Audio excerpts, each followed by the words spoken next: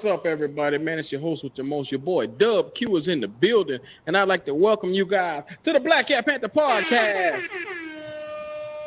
Make no mistake, you are in the right place, man. So, without further ado, your boy 𝐥𝐢𝐤 is in the building. Look, the panel, how y'all doing? Before I even introduce our guests, how y'all doing today? We in here cool right after the draft. Hey, let's get it started. Doing good. Poppin' is in the building. Look, man, this next guest, make no mistake about him.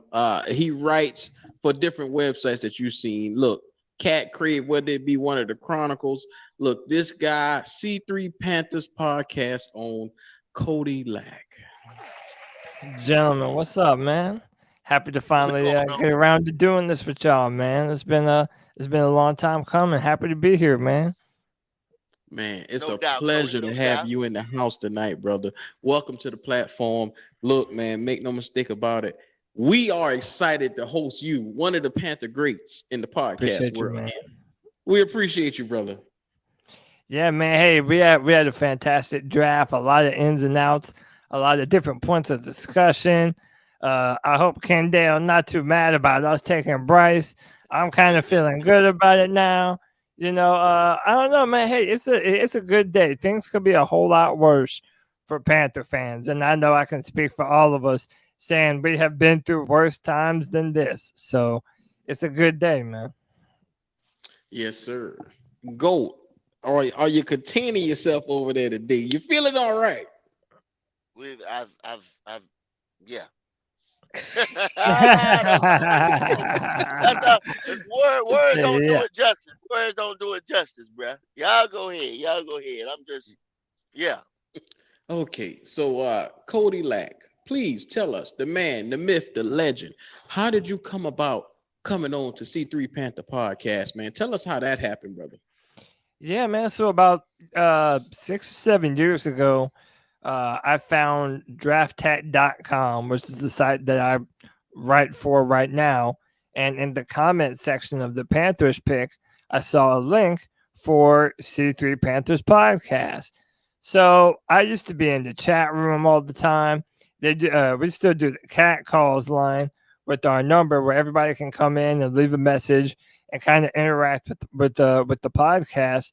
And for a while, I was just in the YouTube chat, just like, you know, everybody else has, right? But I kept on calling in. I would call myself the YouTube champion because I was always trying to debunk like a lot of rumors about different narratives about different players on the football team. And then we always do a big show for the draft. So I went on the draft show the night that they drafted DJ Moore. And that was my first time. And that's when I met Tony. And they had 2 other guys on the podcast on that time that are no longer on the show.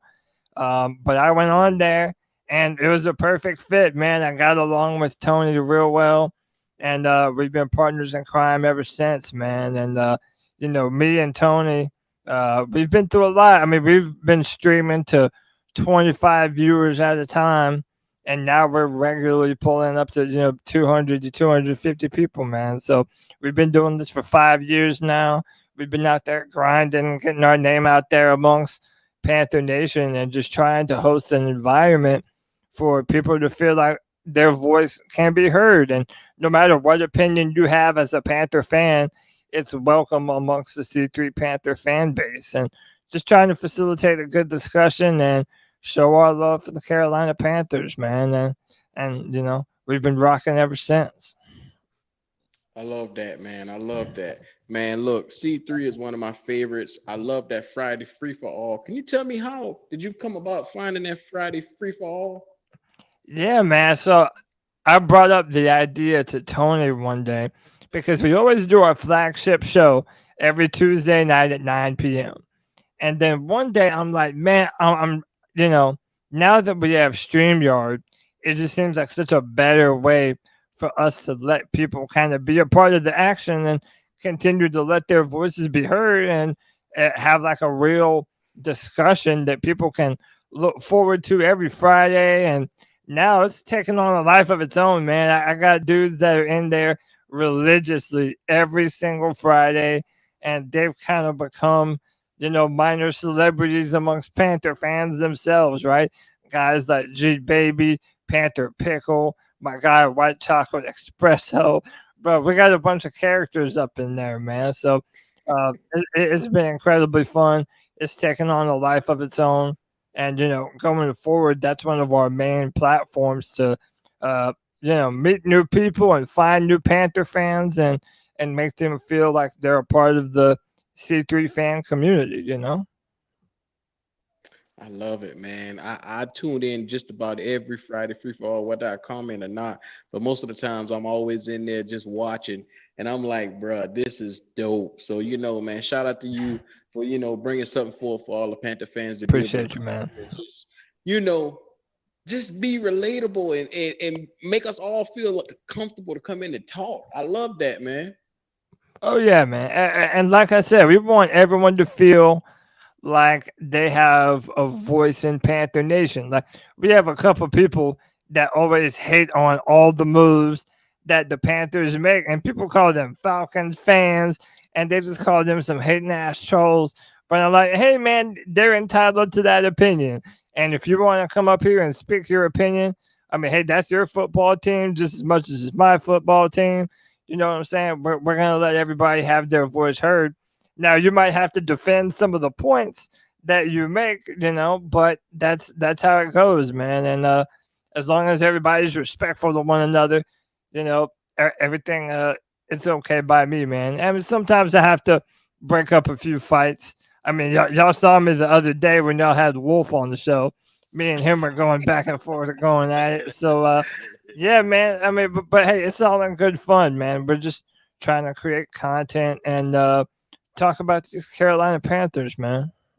Yes, sir. Yes, sir. I love Wolf, man. One of the few Atlanta Falcon fans that come up here to talk his trash, and I actually hear him out. So shout out to Wolf, man. A1 Day One Wolf. That's my dog, man. Look, be on the lookout. We're gonna definitely try to do something NFC South related. Probably this Saturday. We're gonna get that out there for everybody to watch. It's gonna be good. It's gonna be a lot of trash talk. It's gonna be a lot of what's going around with the Panther world. So make no mistake about it. This is the place you're gonna want to be this Saturday, man. Look, Cody, we just had one of the biggest drafts that we had probably since Cam Newton. How are you feeling about the consensus #1 overall pick? I mean, that's a loaded question, man. I mean, listen, right now I'm feeling good. Like, listen, throughout most of the process, CJ Stroud was my #1 quarterback. And that's because I value arm talent. And especially us going through Kyle Allen and Teddy Bridgewater and Taylor Heineke and Cam Newton when his shoulder was all busted up. I felt like we haven't had that downfield passing attack. So that's why I was leaning more towards CJ Stroud. But man, like I told y'all the last time I was on y'all's show, I've come to terms with this forever ago that the player is going to be Bryce Young. And he's the ultimate distributor of the football, man. When you have a receiving core around him, like the Panthers have been able to put around him, it's hard for me to envision a scenario where he's not going to be reliably getting all of them the football. I really like his IQ, the way he has a feel for the pocket and knowing where the pressures are coming from and setting protections at the line of scrimmage. My man can do it all. What he lacks in that physical makeup, he more than makes up in his mental acuity and what he's able to do to opposing defenses and just knowing the rotations and, being a step ahead. I even think about how Luke Kuechly played on defense, right? There was nothing that the offense was about to do that number 59 was not prepared for. And I view Bryce in that same type of DNA, but at the most important position in football, at the quarterback position. I believe a foundation has been laid for the shorter quarterbacks to have success in the NFL. It's building a stout offensive line and having enough talent on the exterior for that quarterback to be able to get the ball out of his hands before that pass rush even gets home. So overall, I'm really happy about Bryce. I think he's going to do some big things here for the Carolina Panthers, man. All right, all right, all right. So that's a extreme positive for Bryce Young. Now we got a couple of people on this panel for the show that doesn't care too much for Bryce Young, but we're gonna get into that Yeah, real man. quick, fast, and in a hurry. So if we go by each draft pick and we're gonna give them a letter grade. So starting with number one, for what do you give Bryce? Man, I mean, I give it an A minus, and the only reason it's not an A plus is just because I would say the lack of elite arm talent. And yeah, he's 5'10", a buck 95, soaking wet, and I understand why that makes people a little bit hesitant. That they're worried about his longevity in the NFL, and I get that. And he's going to have to prove to everyone that he's going to be able to hold up to an NFL schedule. The proof is in the pudding, no matter what. It's one thing to believe in him, but it has to produce itself on the football field. And to his credit, if you listen to all his interviews, he seems to know that. He says respect is earned, and that you have to go out there and win over the locker room and do all the things that a franchise quarterback is supposed to be able to do. So for that reason, I say it's an A minus on literally every other quarterback trait that you could evaluate. Bryce has it in abundance. So yeah, I say A minus, man. All right, all right. A minus from Cody. I love it myself, man. We can go around amongst the panel and we're gonna discuss Bryce Young. Where does he sit at? We're gonna start on off with old Poppin. What's going on? How do you view Bryce Young with his where do you rate him at? Can y'all hear me? Yes, sir. Yes, Loud and sir. clear. I give it a B plus. It's the safe pick. It's obvious after getting information that they knew who they wanted a long time ago, especially the owner. So I believe that that's a positive, in a sense, because it's good to know that they have a plan and they already had a plan beforehand. Strike and gold, if you want to say. So yeah, I give it a B plus. Okay. I like it, man. B plus. It's signifying to you, sound like to me. Now, this is me just hearing from what you said. Signifying that, hey, it filled the need. It's not because of his size, not too glamorous, it's not too shiny, but hey, it gets the job done. That's what I'm getting from you. Absolutely. I don't think he but we shall see, but I don't think he strikes fear in anybody in our division or outside of the division. He's gonna have to put it on the field and prove that he's a dangerous commodity. Um, so we just have to wait and see. Okay. Now I'm going to the GOAT. Man, how you feeling, GOAT? What's going on, y'all? What's going on, Cody? I think everybody that follows this show knows my feelings. Some people echo my sentiments. I'm still not sold 100%. If I had to give it a grade, I see people in the chat going A plus, A minus, this and that, and then I see people that's echoing my same sentence. I have to say maybe a solid B. Solid B, only because, like he said, he is a distributor of the ball. He finds a way. He does find a way. But we've heard people the whole time, I mean, for the last 4 months saying, you talking about these other two quarterbacks, how they downplay these other two quarterbacks. The number one overall should have and is supposed to be a clear-cut guy. Like, he may have this little, nobody's perfect. We'll say it like that. And he may have this little twitch or that little twitch. But we had some major issues with Bryce, right? And nobody can sit there and say that his size and durability is not a major issue to them. Far as and then we look at the history of the Carolina Panthers. with the offensive line woes. You know, like when we have somebody like a Jordan Gross, and it takes us as long as it did to replace him. We used band-aids for a while, and this didn't work. This didn't work after year after year after year. This didn't work. And then we finally go in the draft and find another guy. We get rid of people like Andrew Norwell after they make Pro Bowls and time to come to pay them. We get rid of Trey Turner of the world. We keep Ryan Khalil so long. He was the only staple of our line. So with us having the line issues, like, and people say that was the previous regime. People say that was years ago or whatever. They're gonna do better. They got to show me, because it's a lot of things that I seen happen to this draft that they didn't do. Like you even say the Bryce pick, that it was preordained, if you will. And I don't like that issue because we were told something else. So B plus, no, not B plus, solid B, because of all the things that are around it and all the concerns. Okay, all right, and I'll bring up the real on this one. I like it, man. It's an A for me, simply because not only do you fill a void that's been needed, a captain of the ship, you get a guy that can come out and make plays. You get a guy that's electric on the next level.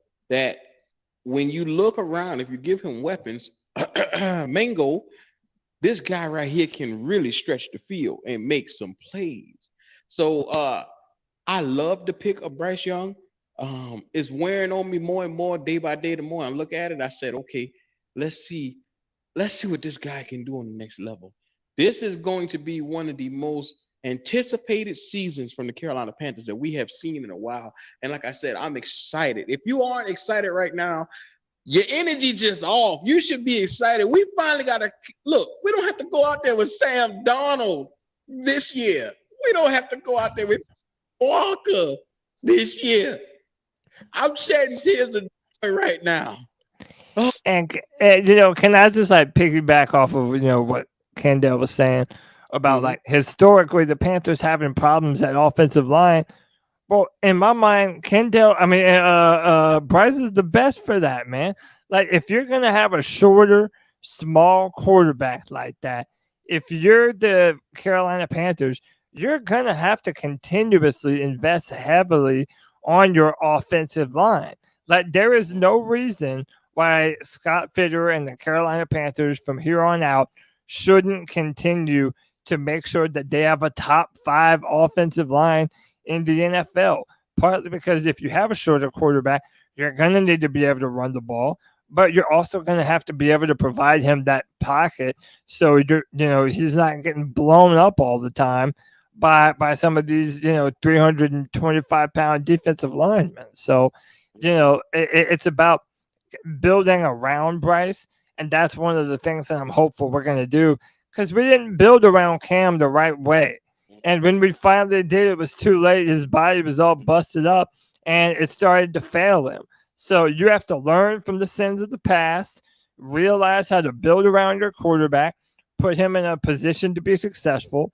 And, based on our second-round pick and our free agency, it seems like that's exactly what they're doing, trying to put him in a really good position to come out and hit the ground running. Yeah, and see, Cody, that I mean, you hit that out the park. Have we learned from the sins of the past? And then you just see how, okay, if it didn't matter, you take Bryce Young, now the whole draft takes a whole new, it takes a whole nother curve. It kind of does a 360. At 39, you say you go get Mingo, or it was still 2 top tackles. It was still 2 top tackles with the Taylor Moton, with the arthritis rumors and things like that. It was still 2 top tackles in there. Now we go and got what's his name at NC State, the guard. I love that pick. Yeah, Chandler Zavala. Yeah, Zavala. I love that pick. I mean, because he played right beside 𝐥𝐤𝐤 last year, and those guys was a hellified tandem. So like where we got him at, I thought he was like in another draft, he'd probably been a day 2 guy, top of the second, because he's that damn good to me. But I mean, we got to learn from the sins of the past. You knock that out. The park, because if they don't, like you said, by the time Cam was good far as line wise. I mean, he was busted up because of Yeah. all the punishment he's taken in the past. So Yeah. we don't want to get this guy like that. We don't want to have. But in year 3, like you said, I still call him 3 to 5. So in year 4, if we haven't addressed offensive line issues, if we have any, I don't want to see him with torn ACLs and shit like that. By the time we're stacked. Yeah. Yeah. Yeah, I get. Quick ahead. statement, real quick.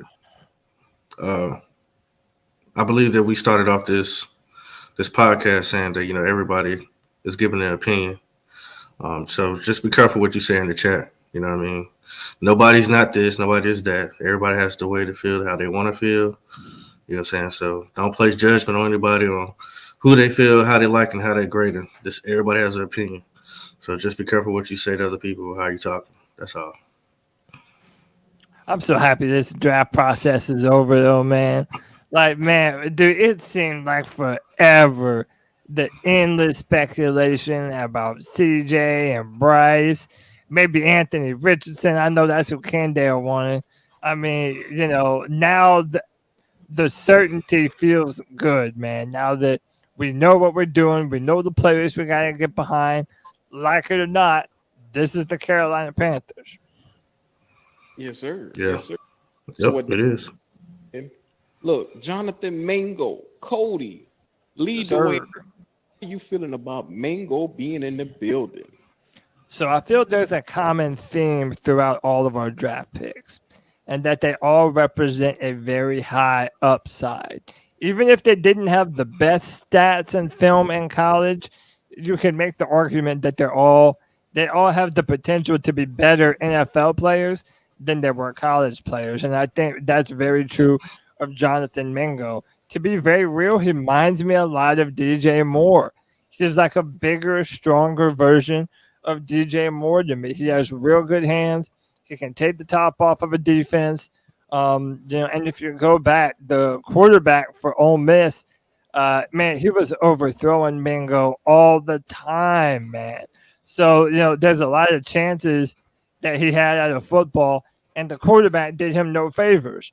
So you can't really fully buy into the stats with Mingo. Not that they're bad, just that they don't, they're not first round stats, which is part of the reason why he fell to the second round. But he has that type of upside, man. He's big, he's strong, and I think that he fits into that receiver room. You have DJ Chark, 6'3", runs a 4.4. Now you have Terrace Marshall Jr., also runs a low 4.4, 6'3" and above.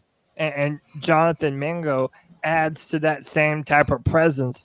So Bryce Young might be small, but our wide receiver core, they're bulked up, man. They're fast and they're ready to go. So I like the Jonathan Mingo pick. If I'm grading it, I'll probably say it's a B+.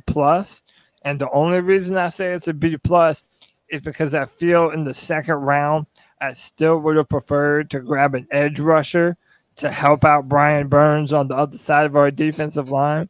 And maybe you still could have grabbed a nice receiver in the third or fourth round.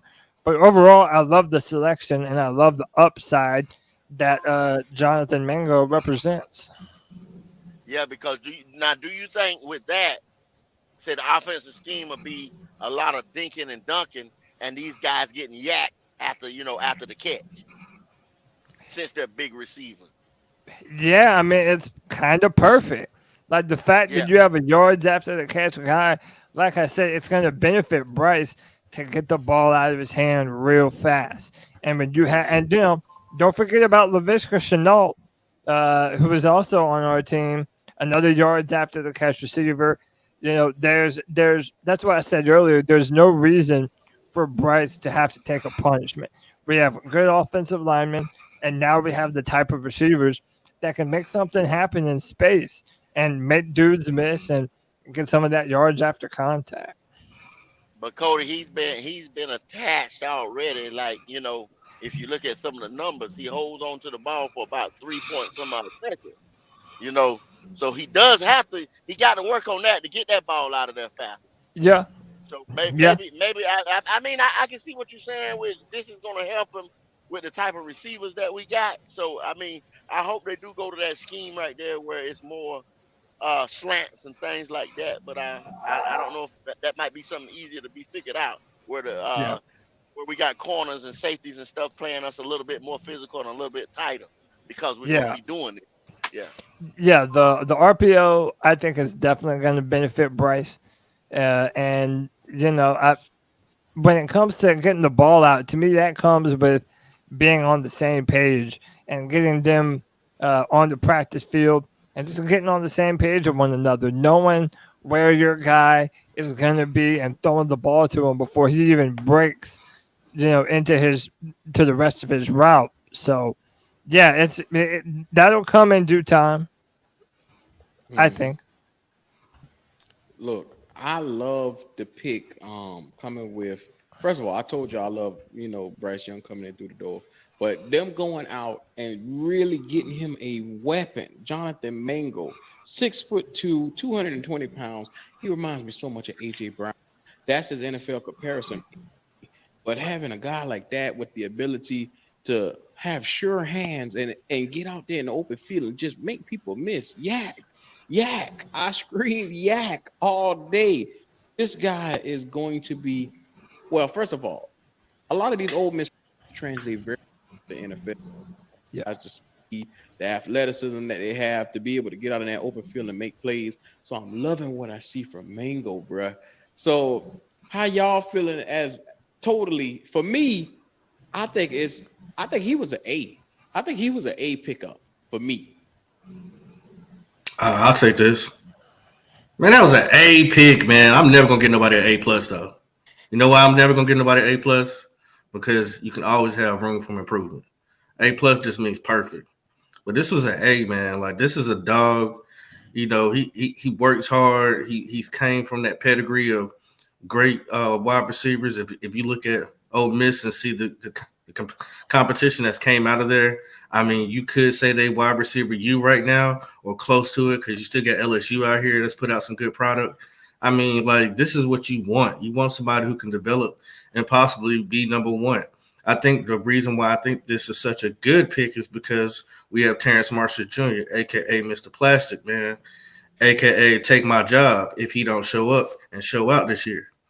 And this is a perfect backup plan. DJ Chark is another character that we have on this team. We know he wants a big check, but we got to see, can he stay healthy and stay on the field? If we can't, we'll get you out of here because now we got Mingo.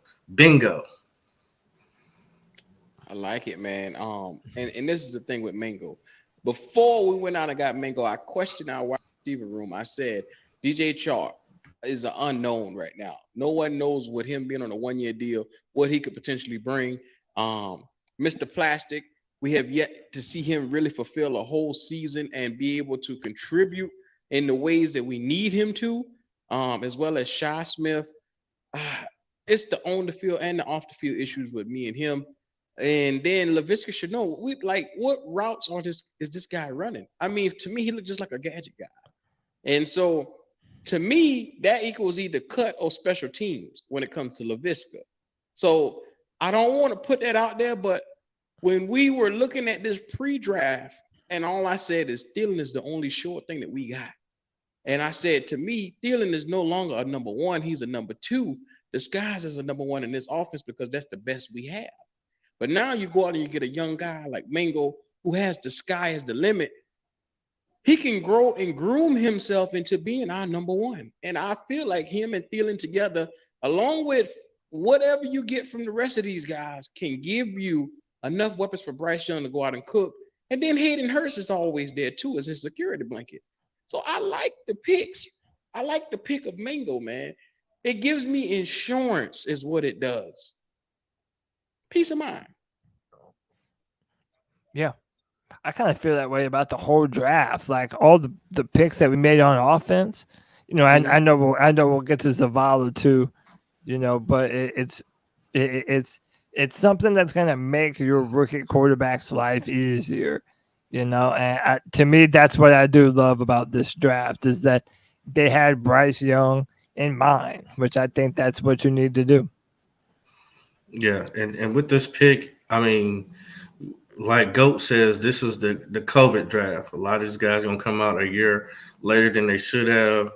And then when you look at the wide receivers that we have or they had in the draft, there was a lot of smaller guys, a lot of slot receivers. But we have now brought in somebody who can play pretty much every position on the field. In case somebody does go down, he can. It's not going to take him too long to develop. I think A.J. Brown is a very complimentary comparison, but I hope he strives to be even better than him. He seems like he has the mindset to be great because he was already complimenting Thielen. He already knew the roster. So that tells you right there, like he was already like studying what was going on. And then I love the relationship he said he had with Wright. He said, especially not really knowing somebody, but if you can sit there and talk ball and y'all just kick it off, he's like, man, I love Wright. So it also gives you kind of insight on how Frank Wright is a player's coach. You know what I'm saying? So that's cool. I really like this pick. And I didn't even want wide receiver. I wanted linebacker or rush. But I think at the end of the day, if you got to get Bryce Young, you got to get him a weapon that he can grow with. So, hey, it is what it is. Real quick, Cody, at this number 39 that we had, how much are we going to regret not taking a linebacker here? I mean, that was one of the reasons why I wasn't so high on this draft in the moment. Like after day 2, I was like, this is really what we did. All right.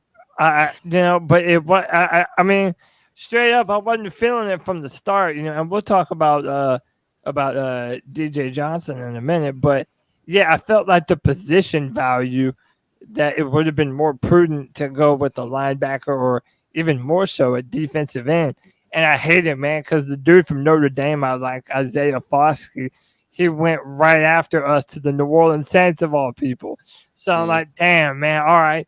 But it's one of those scenarios where the more you look at his film, the more you look at what Jonathan does well, you're like, okay, man, I see the vision. Like I see what about Jonathan Mingo makes him such a desirable prospect at wide receiver.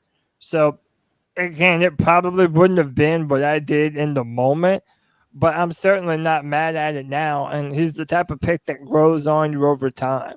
So what I'd like to have seen, maybe a Drew Sanders, yeah, maybe a B.J. Ojulari, yeah, 𝐦𝐨𝐫𝐞, yeah.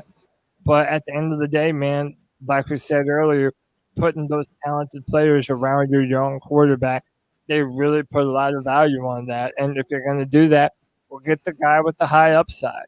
I would have much preferred a guy like Jonathan Mingo over like a Josh Downs or an A.T. Perry. Because even though they're a little bit shiftier, I think I prefer that bigger, stronger, better top-end speed type of player to be able to take the top off of defense.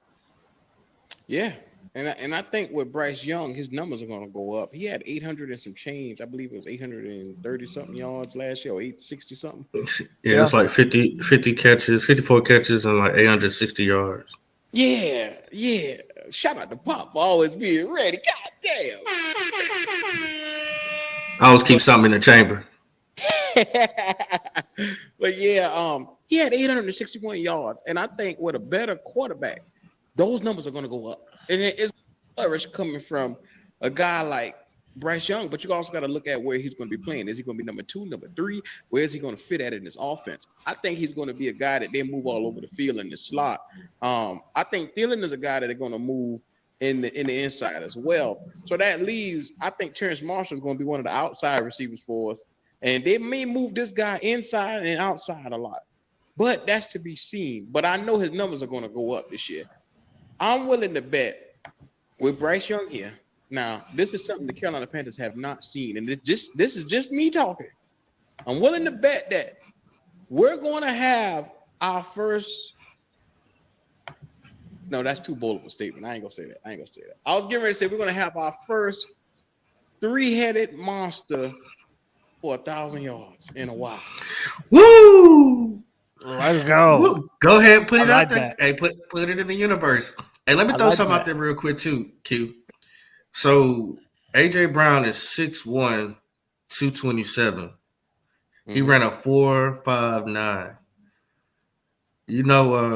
Mingo is 6'2", 220, and ran a 4.4.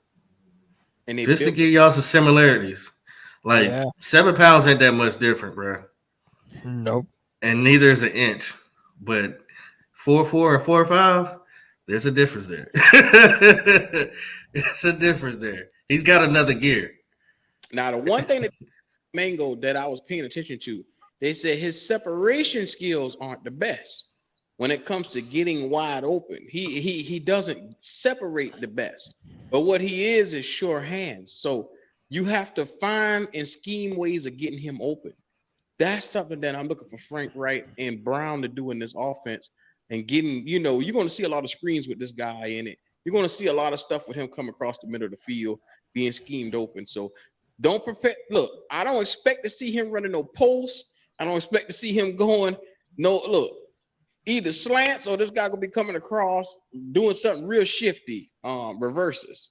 So I just starting him off this year. I don't expect nothing spectacular. Well, see, I'm not too worried. I think his learning is going to move faster because of Adam Thielen. When you have somebody in the room who some people hate on Adam Thielen, oh, he's old, he just did that. I tell you one thing about Adam Thielen, he knows how to get open. So that doesn't mean you have to be fast. That means you have to be smart. You got to know the play. You got to know where to drop in certain zones. And so coming in and being blessed with a OG like that can help you in your weaknesses, because he said that's the first person he wanted to get up with was Adam Thielen. So I'm like, man, I like him because he's already thinking about who he should go to and who's the person going to be able to give him the answers. The coaches can give him the answer too, but you got somebody who can actually go out and show you what they're talking about. I mean, it ain't going to take him long, bro. It ain't going to take him long. Oh man, shout out to the family. One Carolina in the building, man. What's up with Big John? Yes, What's sir. What's up? Yeah, man. I'm telling you right now. We're gonna move on to the next pick, but I'm so excited about Mingo, man, because God has the possibility with this guy, man. I already feel it. I feel like he's gonna be special, man. I got this feeling, Cole. I got this feeling. This boy gonna be special. I love it, man. Hey, manifest that. Say that. Put it out there, bro. I'm with it. And by the way, if you look at his film 2 years ago, he actually played with Matt Corral, and they had a good little game going on the deep ball. So, yeah, he's definitely going to feast on the slants and those in-breaking routes. But let me tell you, man, he can go over the top now.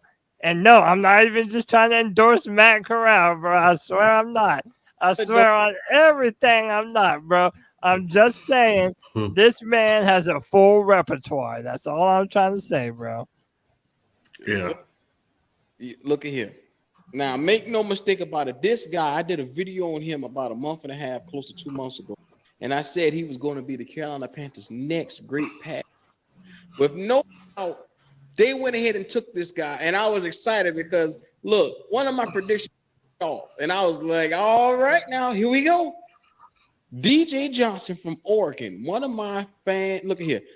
I'm a Duck fan from the biggest, but, to see one of our guys really come on the team and this guy is that much of a dog, I'm going to put it out there and I'm going to say that we haven't had a guy like this probably since Greg Hardy that can be this big, set the edge, and be this great at a pass rusher.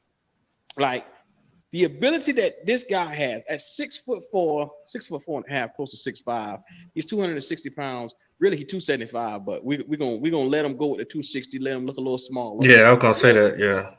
Yeah, we're gonna let him have that one because this guy is a monster when he comes onto the field.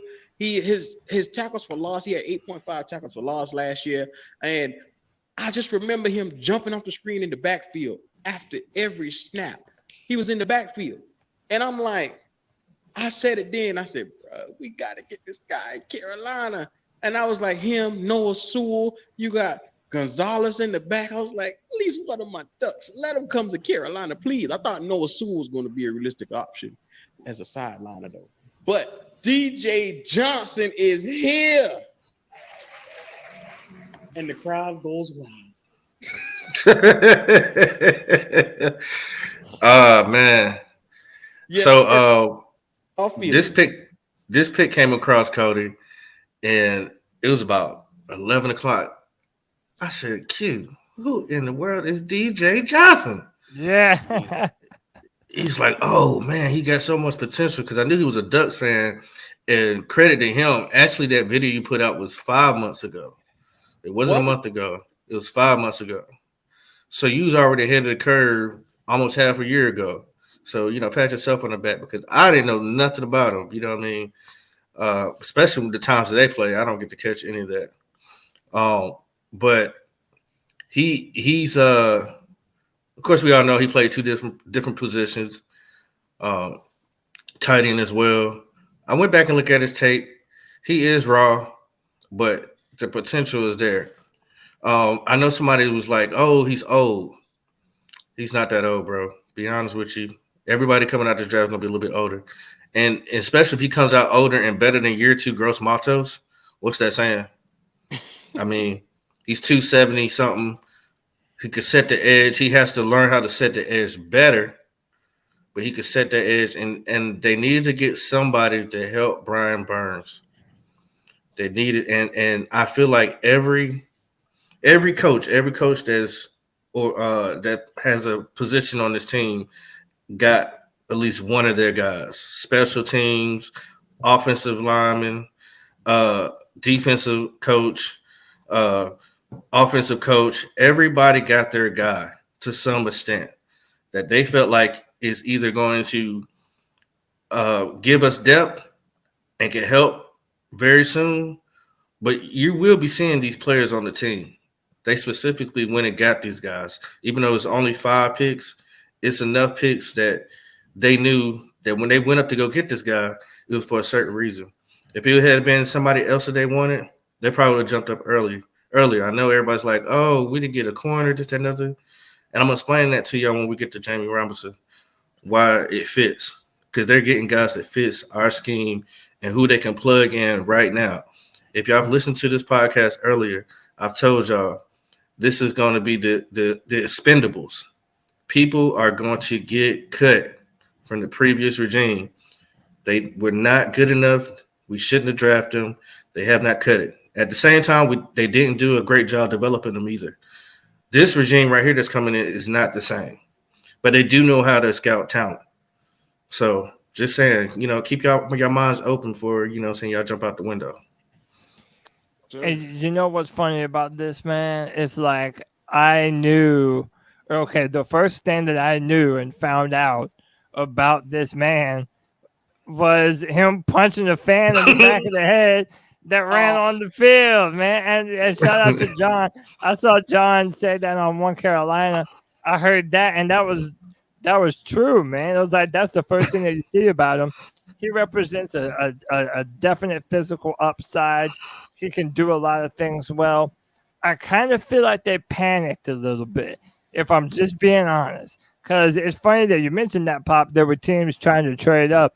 It's rumored, at least, that the Panthers wanted to trade up back into the first round for Will McDonald. But Will McDonald ended up going to the New York Jets.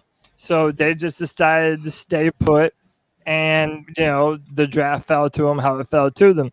Well, there was a little bit of a run on defensive ends. And I feel like Fitterer and the guys, they didn't feel like any of their preferred edge members were going to be there by the time they picked. So they were like, all right, if we're going to get an edge defender, we got to make our move now. And I think that's what they did. And they went up and they took the guy that has a lot of upside. And I think that's what DJ Johnson represents. I mean, the fact that dude is, 270 pounds, ran a 4.49, like, dude can move, man. Like, he's very physically strong. And to be honest, I think more than being a potential pass rusher, they want him to be able to set a physical edge more than anything.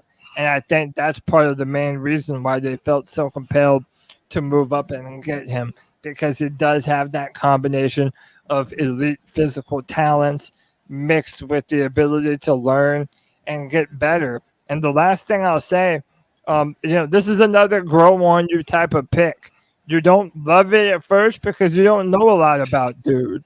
But then when you find out more about him, you see what his potential might be, and you see the physical upside. Then you're like, all right, yeah, man. Yet again, I see the vision. And he had better or comparable stats to BJ Ojolari. And everybody was in love with BJ Ojolari at pick 39. So, I mean, we have a more physically talented player who had very similar production. I'm not mad at all, man. Yeah. Yeah. Fact. Derek Hall, Breeze, BJ Ojolari, all these guys, he had the same level playing field with the numbers, bro. So 6 sacks, right? yeah, he had 6 sacks. He had 80.5 tackles for loss. Now his other tackles wasn't his normal tackles wasn't as high because he was in there just getting straight back there, getting pass rushes, passes defended. This guy was getting after the quarterback.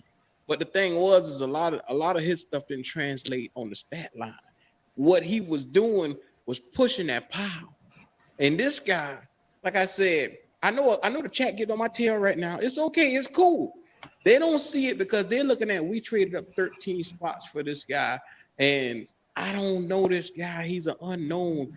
Well, listen to me. Just listen to your boy 𝐥𝐤𝐞 right now. Just sit back. Put your seatbelt on. I'm gonna take you for a little ride. This guy is a dog. They said the same things about, and I go back to this each time. Greg Hardy. He was a 5th round selection that we got, I believe, from Ole Miss, right? Yeah, Ole Miss. Mm-hmm. We got this guy out of the 5th round. In the first 2 years, the Kraken didn't even touch the field hardly. And then he developed overnight, felt like that 3rd year. Coming into that next year is when he went into, okay, I've ascended to Pro Bowl year. By year 3, you're looking at him as a made man. He was that good. And just that 1 year we got of him, and next thing you know, he was out of the league after that because of reasons. The guy was a beast, and his career was cut very short. Well, self-inflicted, but to each his own. But this guy has the same characteristics. Now, he didn't punch a fan; he punched another player on the way walking. Okay. I heard fan. I was like, dang. I thought it was a fan punched another player. That dude had a jersey on, man. Okay. So, it's not what you think. Look, the coaching staff, when he did it, they grabbed him up real quick and it was like, hey, no, you can't do that, bro. You got to keep control of your emotions no matter what part of the game you at, even if the game is over. You got to, and I think one of the players, like I said, walked by, talk a little trash, said something slick, and he just went ahead and punched him in the back of the head. That's what it's one of those things. But to learn to be able to, govern yourself a lot better. People watching you at all times. You a potential draft pick. You got everybody. The nation is watching you on live TV. You can't do that. So I just hope that's the part of him that, I hope he can control the urges, the edges to hit somebody. But he has tenacity, Cody. Pop. He has tenacity that, like I said, we need somebody to come and sling a couple of dudes around, man. We need that on the field. Yeah, and what this whole draft tells me too, and I won't be long-winded, I promise, is that this draft tells me that these coaches, because like I said, they all got a ton of upside, even if they don't have the best stats. It tells me that these coaches believe in themselves to teach these guys the things that they need to become, big-time NFL players, give them that extra coat of polish. So I like that. Yeah, you want somebody angry, man. Everybody can't be happy-go-lucky type of guy. You need somebody who's gonna come in there and wreck shop sometime. I don't need a head case. We don't need that, but we definitely need somebody who's gonna come in here and when he's looking through the eyes of that other guy sitting across from him, and that guy smile, I want him to put something crazy in his head. What you say about my mama? And just go crazy over there. You know what I mean? Like you need that type of tenacity, and as you go look at a lot of these guys, they got that in them, like the guys that they drafted, even undrafted free agents. There's a couple guys that I'm very surprised they got straight dog in them. Yeah. I agree, man. I agree. Telling you right now. Look, go. We got Pat that just came in. Look, fellas, how y'all feeling about DJ Johnson? Pass rusher. Go, I ain't no. I'll go ahead and just go get yourself together. I like him, man. Quick feet, quick hands. Uh, almost all his tackles, like you said, behind the yard, about 2-3 yards. Everything about tackles for losses. So he hitting the quarterback, he hitting the running back. Man, he tearing them up. Now I will correct you. Now they did look like a fan. I saw that. That did pop. They look like a fan. Either way, my man ain't had no pads, no helmet, no nothing. It was a little bit. Even though my man did start something first, he got to learn to control that anger a little bit. So I say give him a little bit of therapy. But other than that, man, quick hands, quick feet, strong, big guy, fast guy, and you can't lose that defensive tackle. I mean, on the defensive line with that right there, you can't lose with those attributes, man. He's strong, fast, athleticism. He's bound to make a few offensive linemen scared of him just because how fast he is and quick feet, especially if he's going against some not so experienced offensive lineman. Of course, he'll have his time with a more experienced offensive line, but if he's dealing with somebody that's a little shaky, he's gonna kill him just for his speed and his quickness, just like Greg Hardy was. Shout out to J Mhm. Chat. We just talked about just there. Make sure you subscribe to the channel, man. Show that love. Like this video, if nothing else. Show your boys some love over here. Welcome to Black Cat Panther Podcast. Go. You're welcome. Can you hear us? Yeah. I don't think it. Okay. One more input because this is going to come up. Matter of fact, it already has came up. People are going to ask you, well, why did we get this guy when we already have a Barno, when we already have a Brandon Smith, while we already have a YGM? That's Put a face if that was a question. Is that a question or a statement? no. These are real statements out there. Cody, have you seen it? Oh yeah. Oh yeah. I mean, I'm not gonna lie. Originally, I was one of those dudes. In the moment, it felt like I would have preferred to go at another position. But like I said, the more you find out about him, and how physically strong he is. Like I said, the fact that they want him to be able to set a physical edge, that's something I think out the box he's way more capable of doing than an Amari Barno or a Marquise Haynes. And, we haven't seen 𝐦𝐨𝐬 play outside linebacker in a long time. So, frankly, I'm not trusting him much in that role either. So, yeah, like I said, I see the vision, man. Yeah. Don't for one. Barno is light, y'all. He's 6'6". He's like 230, 240, 245, somewhere. He's light. It's gonna be hard for him to set the edge. Like he needs to go to your grandma's house and just eat 3-4 times a day Yeah.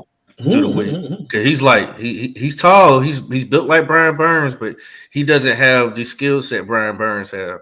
He's a freak, but not that type of freak. You know what I mean? He needs a lot. Remember, we got him in the 7th round. And yeah, because he's fast, that doesn't mean he hits his target. Granted that he got more sacks than YGM, just tells you YGM is probably going to be out the door. So just saying, like, y'all got to read between the lines, y'all. I could see Ashley Barner playing outside linebacker because of his quickness and be able to cover. And then they can also, put him in some type of schemes where they can have him blitz as well with that 4.3 speed he has. But yeah, that's the reason why they got him, because he's not a Barno, and YGM just doesn't produce. I mean, he's been here Well, 4 years. and then I have to say, let me interject this right here. Can y'all hear me?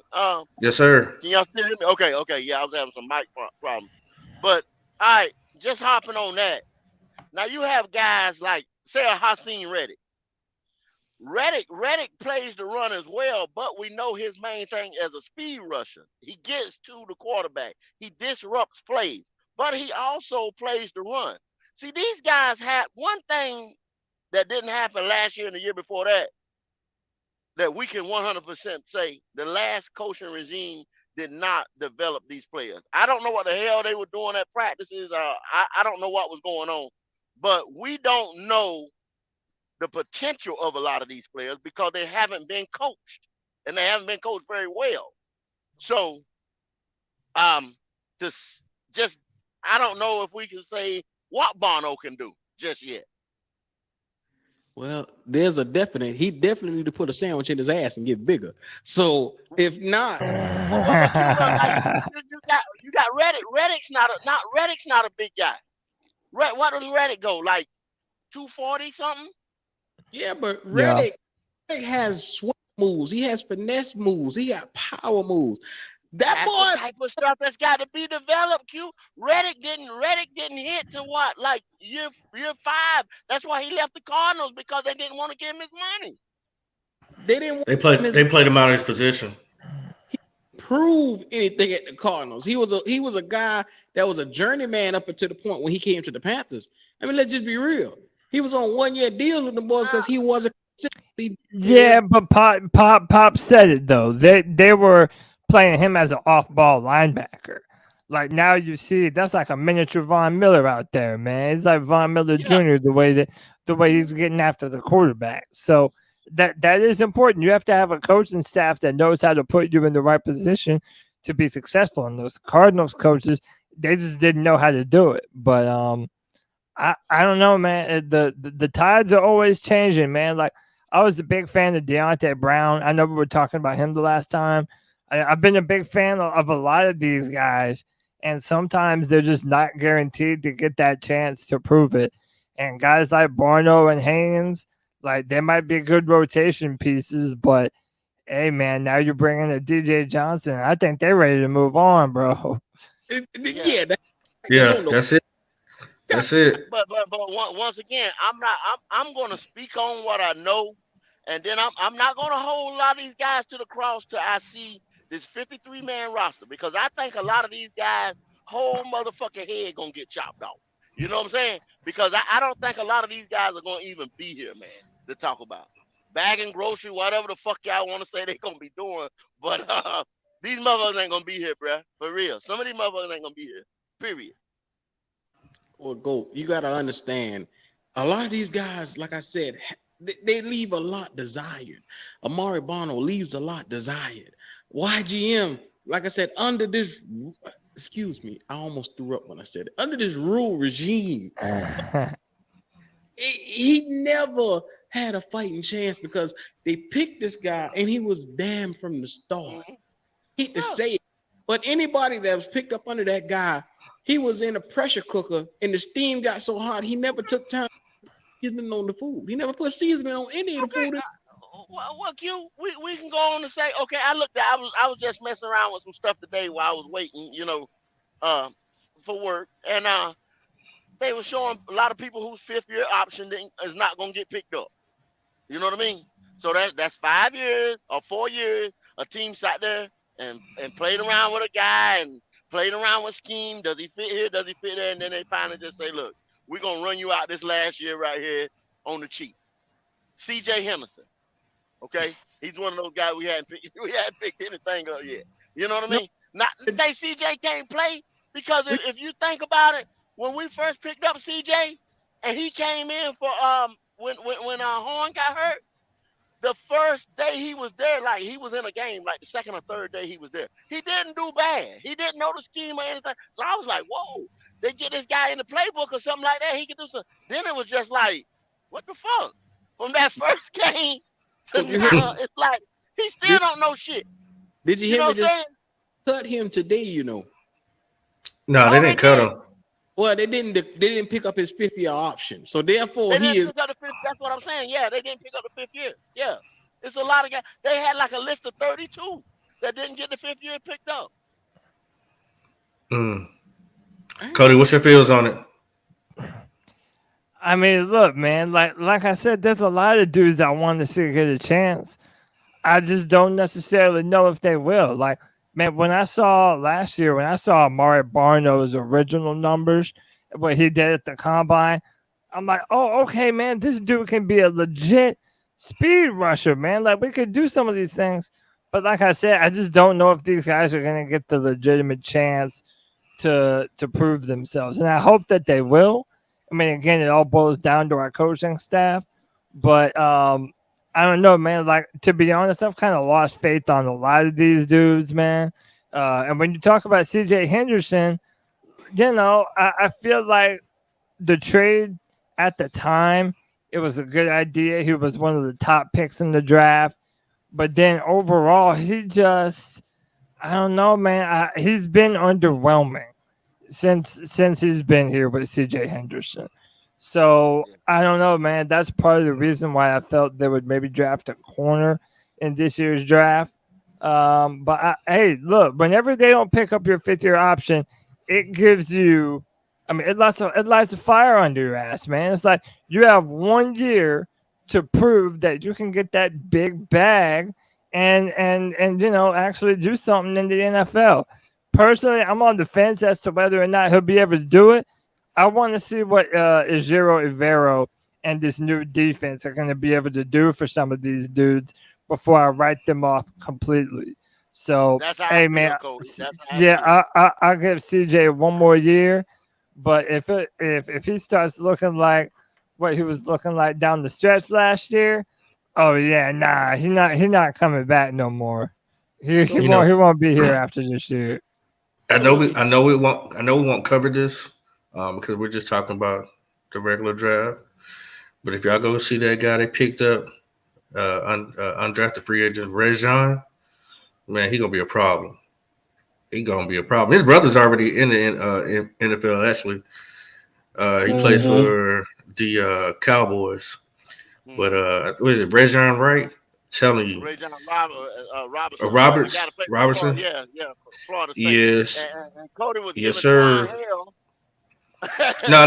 That's James. No, you talking man. about the safety. I'm talking about the undrafted free agent. His name is Okay. Rejean. Yeah, go check him out, man. I think I'd be damned if we didn't get the Florida State player that Twan was talking about. Man, we were giving him hell too, bro. I was there when it happened. Yeah, man, I was clowning on Jamie Robinson because I'm like, we're not gonna pick another safety, man. We brought in Vaughn Bell, we got Xavier Woods, we got Jeremy Chin. Like, I just didn't think that they were gonna go safety, and sure enough, man, they did. So Twan gets to talk his trash for a little while. Yeah, I got a whole concept of why they did what they did, but we'll get there. Yes, sir. I know we a couple more minutes with Cody. So before we do anything else, we got 2 more picks, Jamie, and then we got Chandler Zavala. We'll do them together, man. How you feeling about both of those guys? So, like I said, I didn't think that we needed a safety, and that's why it's one. Like I said, that's the commonality through this draft is that if you look at all the picks, it makes sense after you start to watch the film. Position value, you can argue that maybe we had some other bigger needs on the team when it came to safety and even offensive line. But I love the players that we picked. First, Chandler Zavala. Do y'all remember the last time the Carolina Panthers had reliable depth on their offensive line? Come on, y'all. That's wild for us. This is a brand new, this is uncharted territory for us. Being deep at that position, man. We have Austin Corbett coming back. I'm still a big-time fan of Brady Christensen. And you add Zavala, who only gave up 4 pressures last year and 0 sacks.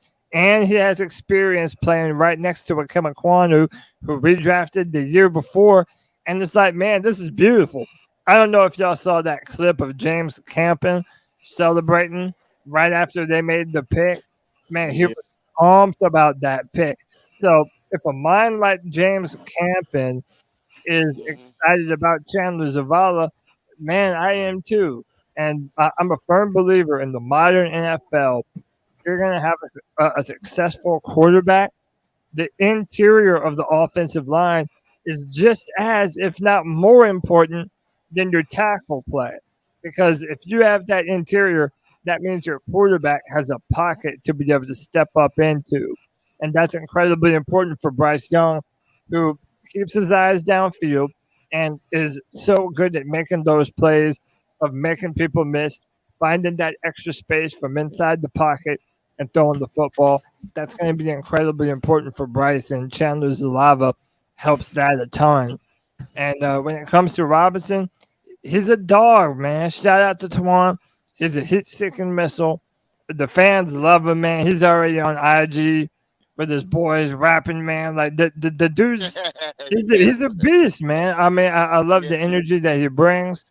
There's a lot of talented players in front of him, but he seems like the type of player that once you give him the opportunity to show what he has, bro, he's gonna continue to shine out there. Yeah. Now, check this out, Cody. Do you think? Am I just grasping at straws? Okay, if the NFL copycat league that it is, and you see somebody like the Eagles picking all these Georgia players that play together, that's on national championships together. I mean, what do you think about all these players that's played together at the collegiate level? Then you come back the next year and you get their counterpart, or you come back and you draft two of the same guys that was, right there tandem together, just like we did Icky. That's perfect, man. I mean, when you've been a teammate with another player, that means they already know how to work in tandem with one another. Exactly. I mean, offensive line, it really is an entire unit that has to play well. If you have three players that are doing their job and then two that aren't, it makes everybody's job all the harder. So the fact that you're going to be able to put him potentially next to 𝐥𝐸𝐤𝐿, and they already know, how to play those two positions next to one another, that's perfect, man.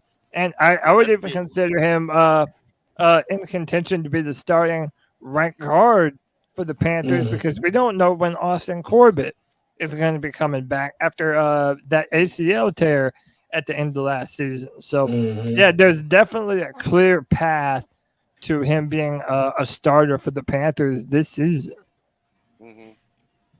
Now, do you, I can't remember if it was me and you talking or me and somebody else talking, and you say, well, this year right here, what if you was to slide Brady and then you deal Taylor for some picks or some kind of trade or something like that? Bro, I said that on Twitter and they roasted my ass, man. they were not having it. And listen, I understand Taylor Moton has been, the most consistent part of our offensive line. But I feel like people have that selective memory, man. And there were some times last year where I felt like in pass protection, Taylor Moton was the weak link of the bunch, man. Me too. I agree. Yeah, I know T.J. Watt did him dirty, and that's T.J. Watt. He's the best in the biz, all right. But then Seattle did him dirty a couple times. There were a few times where I feel like Taylor is just not as nimble as you would want him to be in pass protection. And I do think we're going to be passing the ball a lot more than we ever have. I would love if we did that, man. I think Brady Christensen, when I went to Fan Fest last year and you see Christensen in person, let me tell you, man, that dude can move. He's a big dude and he can move. And I feel like his skill set is better geared to play tackle than guard. So it might seem crazy to other people, but if you're able to get a third or a second round pick for Taylor Moton, I mean, why wouldn't you at least entertain that? And he's like 28 years old now. It might behoove us to get a little bit younger. I don't know about that. Yeah. I know you and everybody else, bro. To have your business. Yeah, White Chocolate Espresso said, remember who's saying it, Cody. Me and him both been saying this for a bit now. Yeah. But when it comes to making a smart business decision, I'm not ready really yet to give up on Taylor Moton yet, especially a guy at 28 years old. Yeah, he might have some arthritis, but on a better let's be real about this. Had we had a better record, he would probably be one of the Pro Bowlers on this team because of his stellar offensive play. But Q, I'm not saying that he ain't. Now he's a staple. He's a staple guy. But me and you've had the conversation about we holding guys too long. If he's starting to decline or something like that, we go ahead and get some. That's why the good teams have 2 and 3 picks in the first round. Yeah. Yeah, but you're gonna trade a 28-year-old right tackle in his prime? While we can That get some value out of him that doesn't before he's a 20, before he's a 39-year-old right tackle. You To understand? add Say to why this, I would the just love value to. up? one Yeah. with the And we get nothing. he won a damn Super Bowl with the Rams. So I mean, what's the problem? I hope they play I- around with the formations at training camp. Give Brady Christensen a few snaps at right tackle. See if he's able to hold up and make that switch, because not every left tackle can play right tackle and vice versa. Some can, Mhm. but some Yeah, can't. yeah. If Christensen is able to do that and hold down that right side, yeah, man, I would definitely see what kind of market Taylor has. Yeah, we're definitely. I think that's gonna. You got to. You have to. I think it's definitely gonna be highly in question after this season, because everybody in our division have gotten better. But Cody, I didn't get your grade on that DJ Johnson pick. What was your grade on that? Oh man. Here we go. You thought I was gonna let you slide, huh? Nah. Yeah, man. The people Okay, want to so know. look. Y'all, Q might not love this, and I see him giving me the eyeball through the computer already, man. But if I'm being real, I'll say it's a B minus. And the reason Okay. why is because I feel like they panicked a little bit, bro. I feel like they saw they had a run on defensive linemen. There was a bunch of them that went off the board, and they were like, man, we cannot come out of this draft without having our guy. And they were like, all right, well, he has all the physical upside. Let's make a trade for him. That trade is what really kind of makes me bump the grade down a little bit. If they hadn't traded up 13 picks, I might be apt to give it even a B plus. But the fact that you had to trade up to get them and you kind of panicked in doing so, I think a B minus is fair, man. We've seen this panic game before with the Carolina when they panic and took a quarterback that has yet to start any goddamn games for the Panthers yet. His name is Matt Corral. All I'm saying is this is a different scenario. Okay, we seat in the ass. This game. Break it up, Q. Yeah, you break it your up, man. Your microphone Break it up cutting bad. out on you bad, bro. Sound like one of them shows when you cussing out people.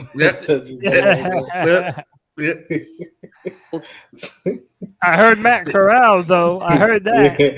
It's like you start cussing after that. He said Matt Corral yet to play yet, Cody. I thought you were gonna have a heart attack.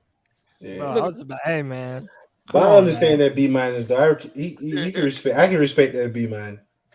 Just because we made those picks. Just because we made those trades together. If you got a B minus in college or in high school, you were happy with that. Hey, you still get your degree. Yeah, man, that's a passing grade. I understand exactly what you're saying, Cody, because that's what it looked like to me. I'm like, okay, yeah. Now we sat there and we picked that 39, and then 93 is a hell of a long way, because you got to think now. Y'all got to understand we did have a 61 in there that we traded to go up to number 1.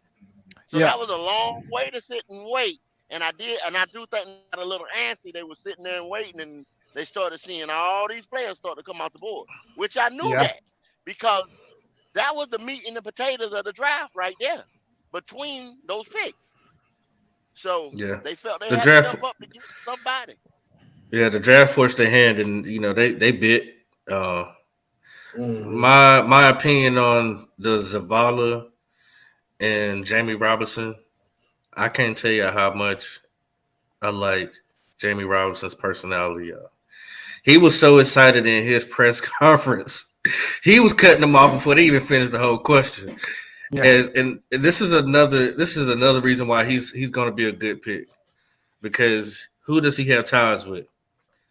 J.C. Horn. When you got a top tier corner and he's going to push you to be better, to really bring you up to speed.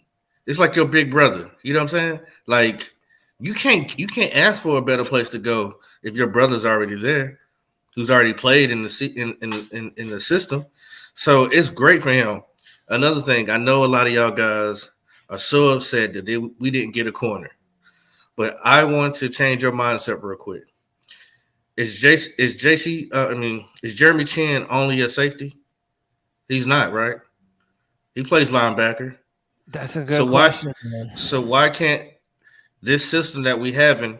They have several titles to their name. They could play safety and corner because Jamie Robinson played both. So just don't get stuck on what they came out of college compared to what they can transfer into in the NFL and how they use them in the scheme. Belichick does that all the time, Pop. All the time. He's a lot of safeties. And none of that, I mean, CJ out of here, bro.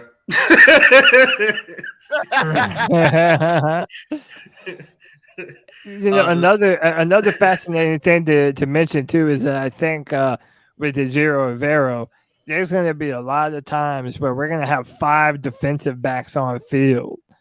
And I think that's really going to be important, and having a rotation of being able to sub guys in and out to be able to fill some of those similar roles. I think that's going to be really important for them. And they want to be able to be multiple that way. So if you look at it from that perspective, yeah, man, that's just another tool in your arsenal in your defensive backfield. So, yeah, I love it, man. I love the Zavala pick. I think that's a great addition. I give that an A. Personality wise, I wouldn't want to sit down and talk to him for a long time because he doesn't really show a lot of personality. He just seems like he just likes football, get to work, type of guy. It's not really like a whole bunch of he with him. But I feel like he loves football, and I know he love football a lot because he even texted him the day before, was like, "Hey, are y'all still coming to get me?" And then having that brothership with 𝐤𝐸, once again, that's somebody who's played with somebody that's already on the team. That coordination that you can get, it's going to be amazing. So I love that as well. And I got a question for Cody. I know that you heard that Zavala Chandler's father is a chef. Yep. Is there any way that he can make some plates for Bryce Young? He needs to. I mean, bro, that's synchronicity right there. It's like the universe made it happen, bro. And get that man some pulled pork. Man, some baby back ribs.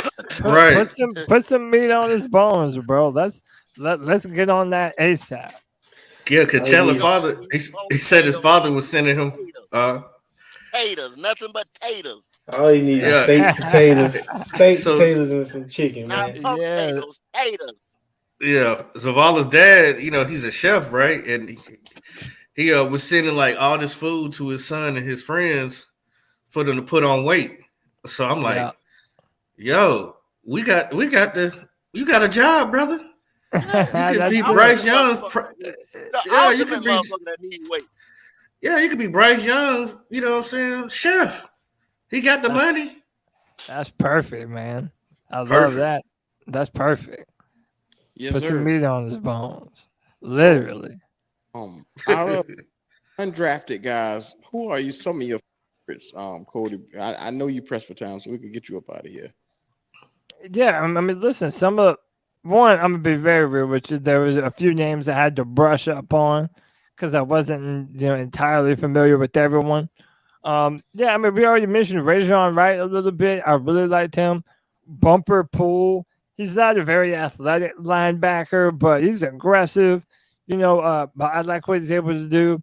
I even looked at Ricky Lee out of North Carolina A&T. He's another really strong type of guy that I think would be good. He's got some shifty feet that I like a lot. Inside linebacker, Austin 𝐥𝐤𝐤𝐞. I watched a little bit of him, and he has some decent film. Like, to me, when I look at this list, it tells me that they're a little bit worried, or not necessarily worried, but they want to make sure they have enough bodies to be able to fill out that 3-4 defense that they're getting ready to move to. Because there's a lot of defensive players on this list, you know? So kind of throwing darts at the dartboard a little bit, but I do feel like they got some talent. And then Kobe Richardson, man, LSU, they put out a lot of good corners in the NFL, man. So I'm hoping that he's able to, maybe link back up with Dante Jackson and J.C. Horn and continue to show himself. Me, out of this list, man, I love what I saw from Jalen Redmond from Oklahoma on the defensive end. This guy, I said, we might have got two good pieces with DJ Johnson and Jalen Redmond. The two guys that could come off the edge, they can create matchup nightmares for anybody on the offensive line. And I think that Oklahoma having him and he didn't go drafted was the greatest thing that could happen for the Panthers, man. Him and then Kobe Richardson, like you said. And I look at right from Oregon State, the cornerback. We need a lot of help in that cornerback room. And I really like Richardson and Wright could bring to this room. They all corners that get out here and really cover. And then lastly, I was surprised by Josh Vann from South Carolina. That's exactly what I was going to say. Oh, man. He came back after the leg injury, but he is a surprise guy. And I'm looking at him to make the either special teams or potentially coming in this wide receiver room to give us some help, man. Yeah, you can say bye to Derek Wright. You can say bye to the other guy that we had there. I can't think of his name. They gone. Josh Vann, if he puts it together, man, and he's a locker room guy, man. Y'all go look at Josh Vann tape. He fully healthy now. That dude is a beast. Bro, how come the Panthers only sign South Carolina players, bro? That breaks my heart out here, man. You got to talk to upper management. You got to talk to upper management. They took me the Gamecocks on the squad, man. Come on, man. I mean, shit. I'm a salty ass Clemson fan. Don't mind me, bro. But yeah, man. I mean, look. Overall, I'm happy with the list. I'm gonna be real with you. I don't know a whole lot about Josh Vann. I'm sure if he's good, I'm watching him now. He good. If he's good, I'm sure I'll never hear the end of it, bro. Especially for White Chocolate Espresso and his old head ass. He got speed too. Yeah, he's tall and fast, bro. He's just a monster, bro. He is. All right, hey man. And he got size too. Yeah. One Carolina say, when is Matt going to give up that number 9? Man, quit playing, John. Quit playing, John. Yeah, he might not even give up that number 9. He might be spiteful and be like, nah, bro, you can't have that number 9. You can't have that nueve, bro. Nah, that's not the nueve. Since we talk about number 9, go ahead. My bad, Goat. My bad. I didn't know you were talking. Hey, did y'all see the way Tepper hugged Bryce Young? He giving up that number 9. The way he hugged him like that was his baby coming back from college or something. Yeah, and Matt Corral was number 2 in college and high school. Originally, I thought, hey man, if Bryce Young pays Matt a little bit of cash, hey man, that's a perfect scenario. He'll go back to number 2. But no, you're right, Kendall. David Tepper might say, nah, give me that number 9, bro. It's not yours no more. Tepper go pull him in that office and tell him, hey, go ahead. You know what to do. Okay, but real talk though. I don't know the rules. Can they just do that? Or if you're that player, do you have to be compensated for that number? But I straight up, I don't know, bro. Number 1 draft pick. I think they got to pay for the jerseys. Yeah, they got to pay for it. Yeah, that's what I thought too. They got to pay for that. Yeah. Cody. Yeah, go ahead. I mean, shit, Bryce got enough endorsement deals. It's not like he can't afford it. Hey, man, he do. Yeah. Bro, come on, man. He probably would have to pay nothing. Panthers. Man, he signed the Jordan brand. This man's making cash, dog. I got a quick question for you, Cody. Because I know you love Matt Corral. In the interview with Mingo, they asked about his relationship with Matt Corral and that they had talked. I think the same day that he got drafted. But Matt Corral put out an encrypted message talking about that he felt like God wanted him to be somewhere else where he was wanted and respected. What's your insight on that? And then he deleted it right after. So it made it look all the more kind of shady, man. Like, look, okay, I know it's easy to clown on Matt Corral, but if you think about you're trying to be an NFL player, you have a relatively short window in time to prove that you're an NFL caliber talent. And, he's probably in his emotions right now, man. He was drafted 3rd round by the lame duck head coach. Now it's a brand new staff. And if you listen to Jonathan Mingo, and I did hear what he said about him, he said Matt Corral was excited about the new staff, excited about the offense and what they're going to do, and, happy to go out there and compete. And apparently he's up to 220 pounds now. Look, man, he's the perfect backup for us right now. He's perfect. We're going to be moving to an RPO style of offense in the damn how. So, that's better suited toward Matt Corral than Andy Dalton. So I agree. To me, like everybody's talking about trade Matt Corral. You're not going to get nothing for Matt Corral.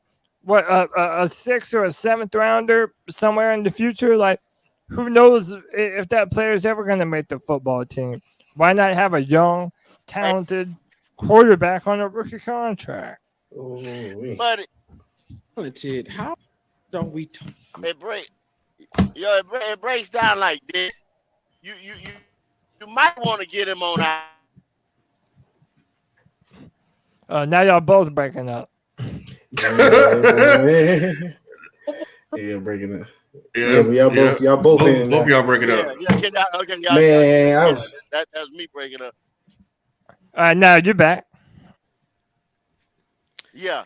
You might, man, I'm trying to tell you like this. You remember him and the other guy that we had was having a little difficulty on the sideline one time because Matt Corral was wanting to get in and then if he's tweeting already like that, and y'all already know, you know who team this is right now without taking a snap, the first snap. Y'all know who team this is. Oh, no doubt. Come on, let's be real. Let's be real. I wish it was. I wish it was. But y'all know who team this is, man. And there ain't no no doubt. I mean, they you know what I'm saying? They traded up. Like they traded up for Bryce Young. It is inevitable, man. That's gonna be. Corral could say the same thing too. Like, they traded up to get me. I mean, yeah, but trading up in the 3rd round and going up to number 1 and losing out on DJ Moore, that's a little bit different, Yeah. Y'all know who team this is, man. If it gets nasty, we might have to just get him out the building. But listen, I was a little bit disappointed in Matt, though, because he might not love it, but it's a fantastic situation for him. The Panthers played 4 quarterbacks last year, 4 of them. So it's like, and everybody's already worried about Bryce being so little, and you're a little bit taller, you're a little bit bigger. If you have the opportunity that's given to you, God forbid an injury happens in front of him, you need to be prepared to step up to the plate and capitalize on that opportunity. True. Let's say, but if it don't, in a perfect world, that would happen for Corral. But let's just say it doesn't. Let's say Bryce stays healthy. Let's say all my worries never come to fruition. He stays healthy. Do you really think Matt Corral? I mean, that's your career is done. You're a career backup at this point. He wants to start. He wants to actually go to somebody camp and actually have a legitimate chance to be a starter, to be that team's number 1. I think that's really what he wants to do. So if you think about it, he can come out that pop. He can be throwing dimes, pop. He's not gonna be the starter here. He's not. I get it, but he's gonna have to, either he gonna leave or he can be patient like Aaron Rodgers. You never know when it's gonna be your time. Yeah.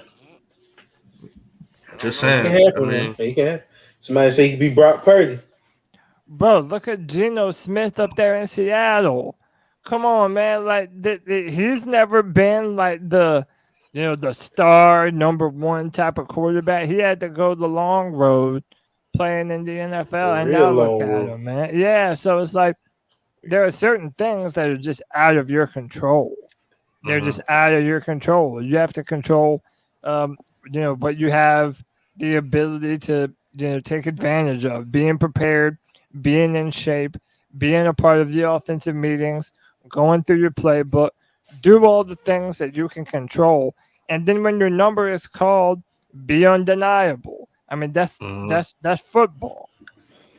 Because he really don't want to go to a sorry ass team. Like no, you would hate just because you starting, but you losing. That's just as worse as sitting on the bench. Yeah, that's even worse. Yeah. That's even worse. Yeah, well, he had a dose of that already. Anyhow, look, Cody, appreciate your time, man. Look, please shop. No. Hey, what you got going on today? Yeah.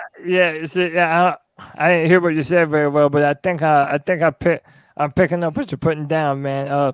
Cody Lashley from the C3 Panthers podcast. I appreciate y'all from having me, man.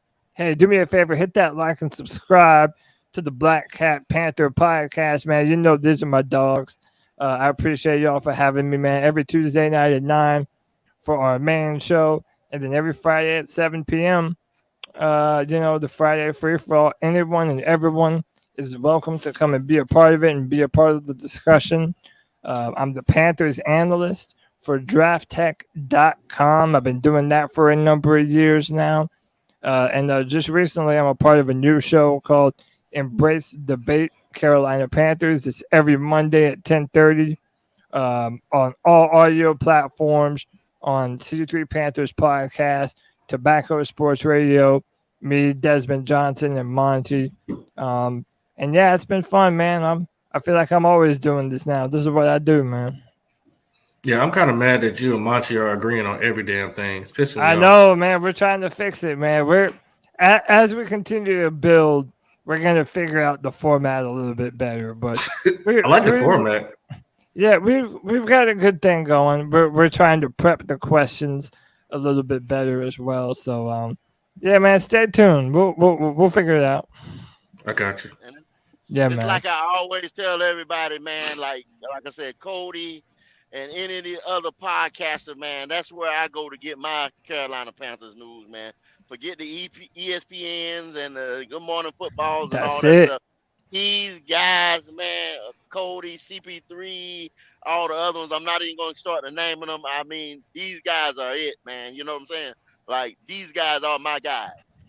So, appreciate you, man. I don't watch any of the 4-letter networks, man. Yeah. Support Panthers content creators.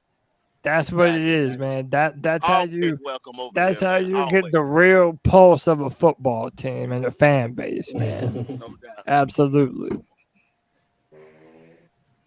Yes, sir. Yes, sir, man. Look, we appreciate you coming through. Can y'all hear me now? Yes, sir. Yeah. Right now, you straight. I don't know. You know. Oh, I just did it. Right, messed up again. You got a little thunderstorm over there or something, man. Free.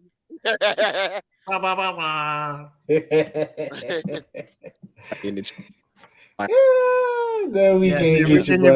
didn't even hear a word of what you're saying. Sound like Missy Elliott. What's that? I was just about to say Missy Elliott. I was thinking the same thing. You got to run, right, Cody? So, yeah, man. I appreciate y'all. Y'all have a fantastic night, and we'll do this again, man. That's my word. Yes, sir. All right, buddy. All right. Y'all have a good night, gentlemen. Anytime. Yeah, man. All right, y'all. That was Cody Lack from the CP3 podcast. Give it up for Cody, man. For real. But we're gonna keep this thing kicking on, man, for a little bit, and let Q get back up in here, man. And I want to keep that Matt Corral discussion going on there, Pop. You know what I mean? Go ahead. I'm listening to you. Only thing I can say about that, brother, is like this guy was picked on a desperation from the previous regime. This is the way I look at it. I mean, you move up because this other guy, the other guy that was here, he wanted, and y'all know who I'm talking about. And he wanted a quarterback. I guess he was going to use Matt Corral as a lifeline per se. At the same time, they was on the phone talking to Cleveland for Baker Mayfield. I mean, cause do you see how dumb that was, or do you see how much of a stretch that was? So now you got Baker and you got Sam coming in the camp and Corral as a rookie, and we ain't talking about the #1 pick overall rookie or a #1 draft pick rookie. We talking Right. about a third rounder rookie.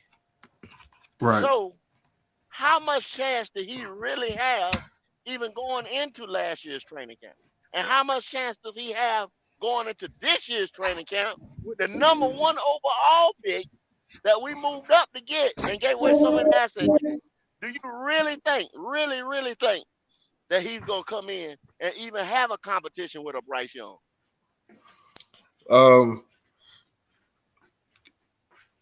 No. But he does have a chance to have a long career being a career backup though, and that is very important too. Or listen to a team that, because they'll probably do something to display him, to show that, hey, he's healthy. Do y'all want this for him? See if they can get something off, if he's just really uncomfortable about staying here. But if I was him, I would stay. I would stay because you're still young. You still got a lot of things to grow. Not saying that you can't be a good quarterback just because you got picked in the 3rd round. He did get screwed because I think they really boosted his head up, trying to make him think, hey, you're going to be the guy. Yeah. And then they went behind his back and got Baker. Yeah. Went behind his back. And then I think Baker got in his head too. Baker's like, well, you're going to have to compete. You got to tell them guys that you want to be out here. You want to, if you're going to beat me out, you got to be out here to play to beat me out. Mm-hmm. That's why he was showing up on the practice field before Baker. That's why every time you see the video, he was right behind Baker, picking his brain.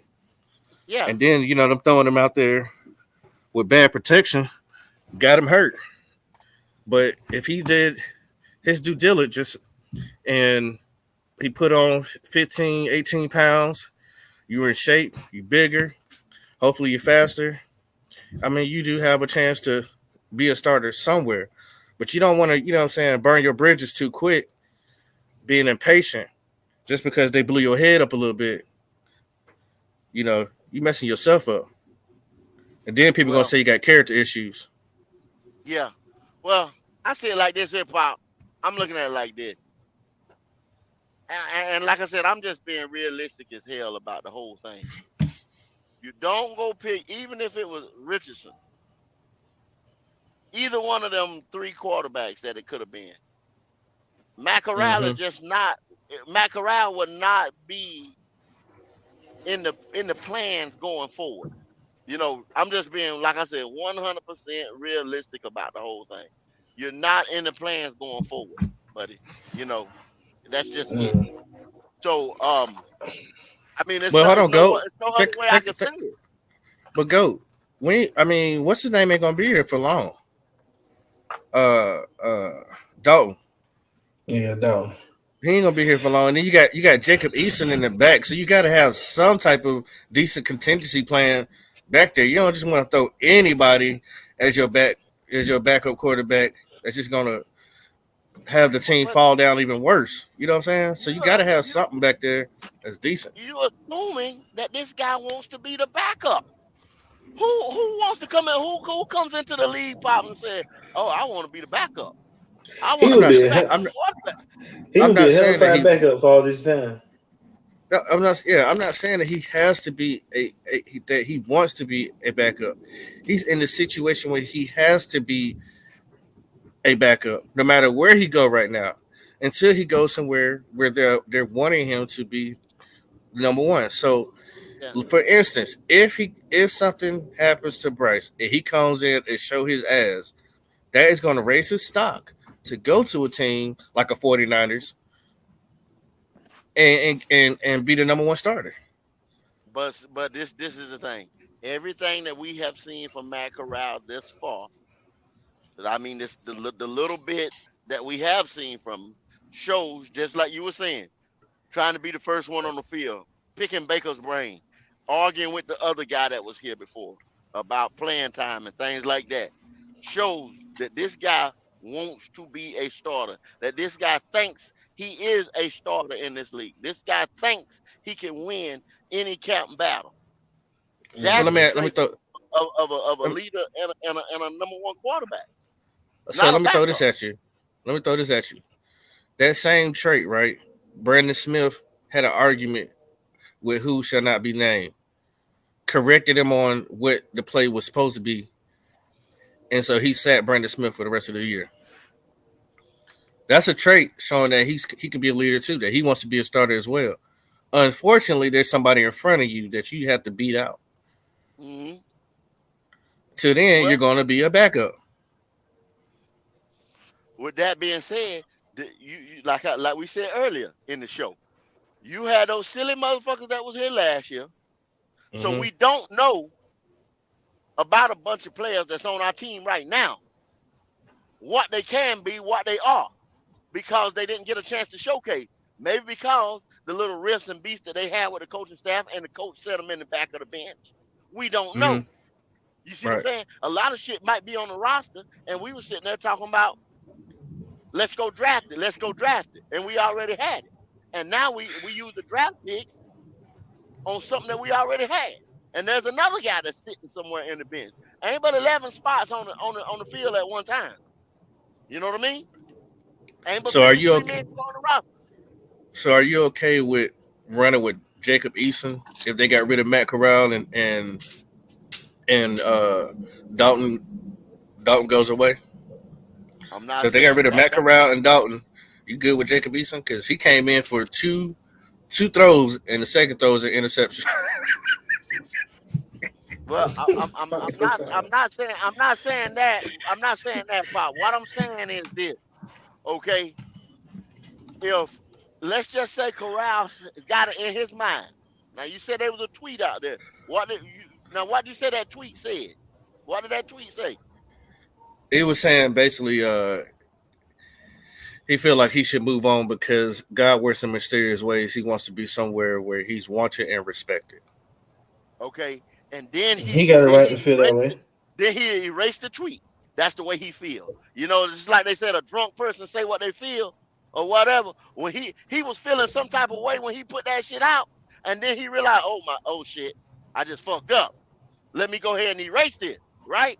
But that's the way how he really feels. So He Right. got a when right to you feel got that way though. somebody that feel exactly, He you're do. right, Pat. When he do, and when you got somebody that feel like that, you they could be another type of cancer to the team. You That's know what I true. mean? That's So true. you don't want that shit, especially in the quarterback room, when you already know that this guy right here is the clear cut number one because, hey, like I said, you got the owner and his wife hugging this dude like this is their baby, and then we done moved up, bruh, from 9 to number one, got our number one receiver out of here, future picks. This dude is starting. Mm-hmm. You feel what I'm saying? You don't have a chance in hell. I don't give a damn what you go do in camp. Yeah. Real talk. I You're think not Danny going to Trace stop. Danny Trace said it the best. You know, he's on the contract for 3 more years. He's cheap. Let him show something in preseason and gain some value. And that way maybe his wish can come true where somebody will pick him up that he can compete for being a starter. I mean, that's all we could really ask for. I'm sure that he's been working really hard to get back healthy. I think it's smart that the Panthers keep him because I do not like 𝐥𝐢𝐸. I'm not a fan. And Dalton, we have him on a short uh, tender for right now. So, you Yeah. know, you got 2 young QBs back there. One that Now, if really cheap. somebody Yeah, else, but yeah, if somebody else have a bunch of injuries like San Francisco did, and we can wheel and deal him, if we can wheel and deal Taylor Moton, if we can wheel and deal some people, and now because, hey, let's be real. Once again, be real. Everybody keep it real right now. Now it's after the draft. It's time to keep it real. Before we even go into OTAs and rookie mini camps and all that shit, let's keep it real, y'all. Let's be real with ourselves. Take that fan shit, throw it out the window. Let's be real. we don't have a number 1 draft pick next year. Right. This is true. And we gave up another future pick or something other to move up. We did some other shit when we moved up to get dude at number 80, right? I don't know what that deal Yeah. consisted of, Yeah. but we had to give up something, right? I think we just gave up our last 2 picks. I don't think we gave Go up ahead, anything in the Okay, future. okay. Well, go. We still celebrating the picks we got in right now. I Man, mean, fuck that. That shit is done, Q. That shit's done. you focused on next year already. Well, we ain't even get there yet. Let's see what these guys shit gonna done, be but- first. That's why I keep telling y'all we playing check. We playing checker. I'm playing chess at this moment. I'm playing chess. We got to. I don't want to get so far ahead where I'm thinking. See, this is where I'm thinking, Q. This is where I'm at. I'm thinking. Do y'all see that juggernaut they building over there in Philly? Yeah, I saw it. Do you see that what they building in Philly? Unfortunately, I do. They went and got 3 pieces that's gonna be there for 5 years, y'all, on a rookie deal contract. Went and got 3 pieces just in this draft. That not 3 bums. Not 3 bums. Come on now. They got the number 1 overall dude that was gonna be there in Jalen Carter at number 10. Do y'all realize that?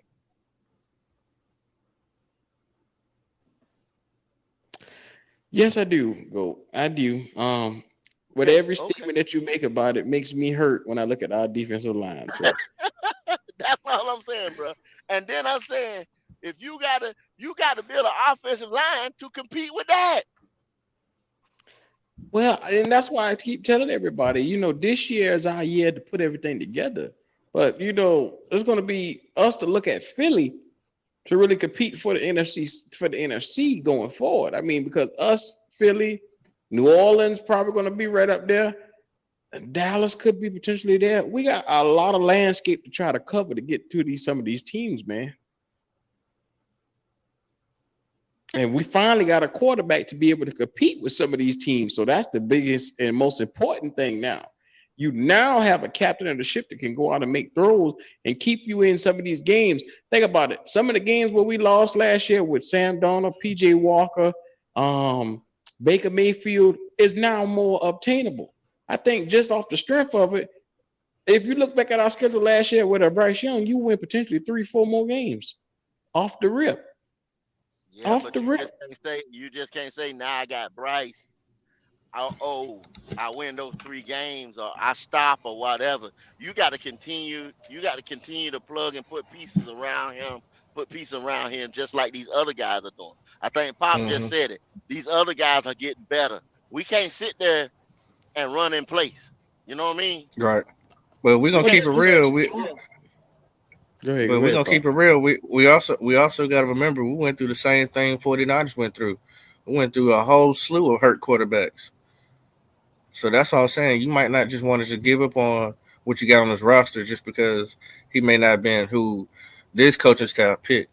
You know what I'm saying? You need all the help you can get in case something do happen. When we've always all have discussed about Bryce Young's weight, will he be able to take 17 weeks of QBN, and how long will he be able to hold up?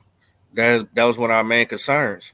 So if that's the case, hey, you want to have somebody back there that at least has been here already a year, knows the coaching staff, knows what's going on, knows the majority of the players, has some type of relationship with them, and if needed, we call on him. He can come out here and produce. We know he had a messed up year the first year, but which quarterback didn't have a messed up year?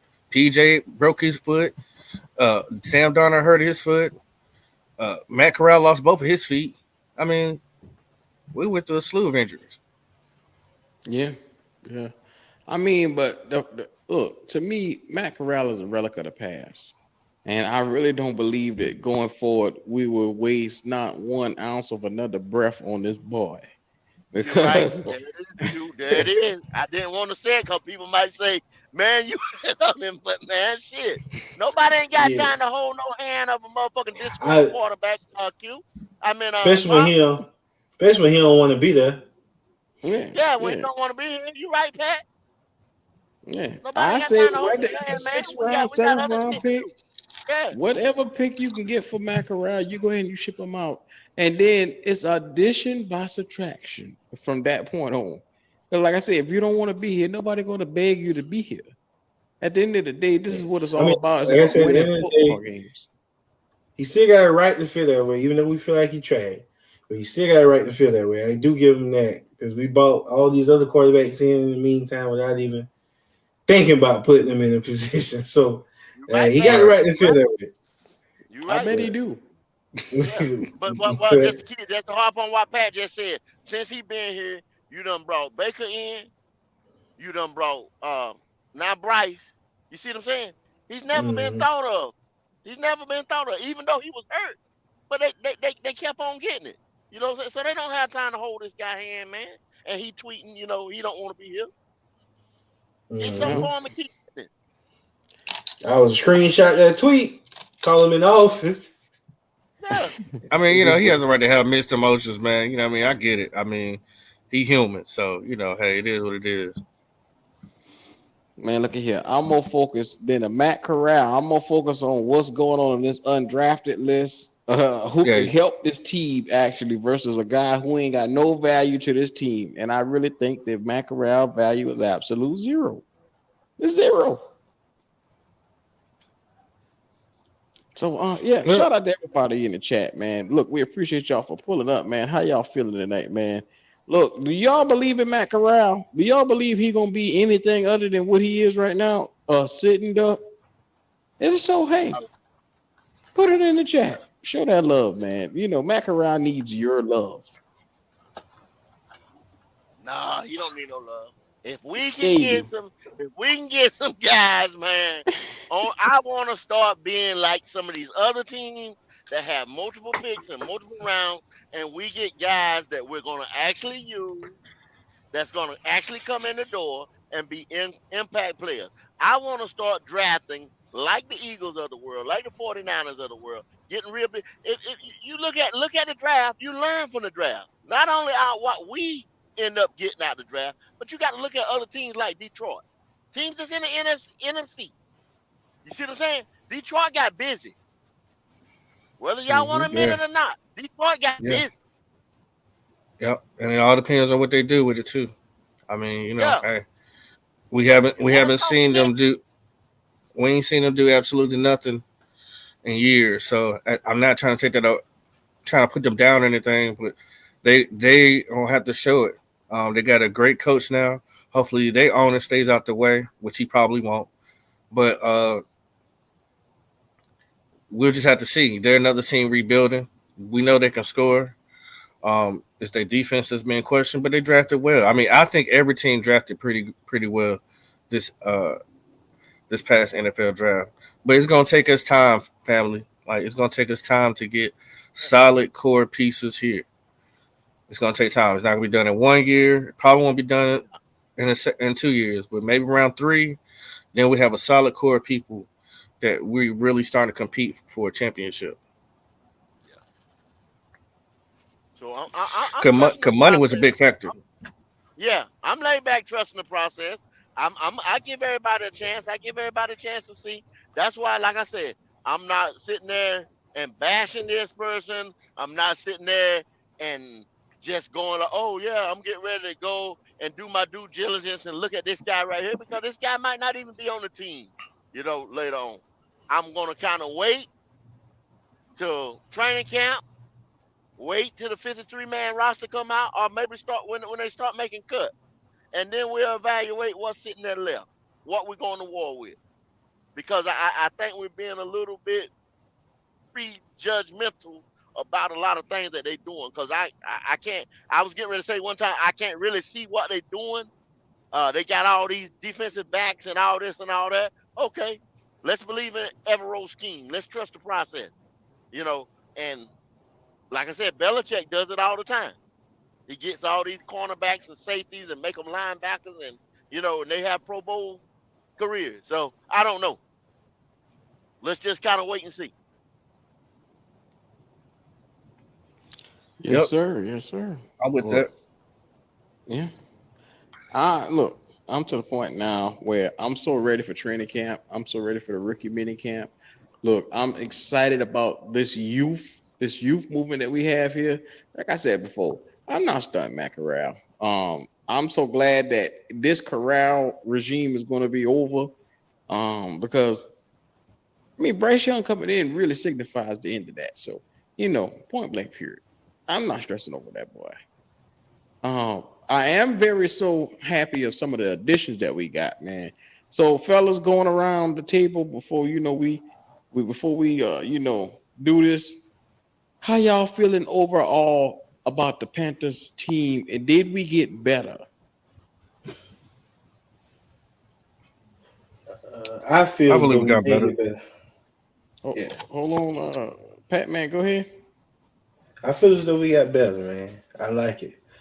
I like the offensive lineman guy we got. Man, after watching the Van guy just now, y'all made me go check him out.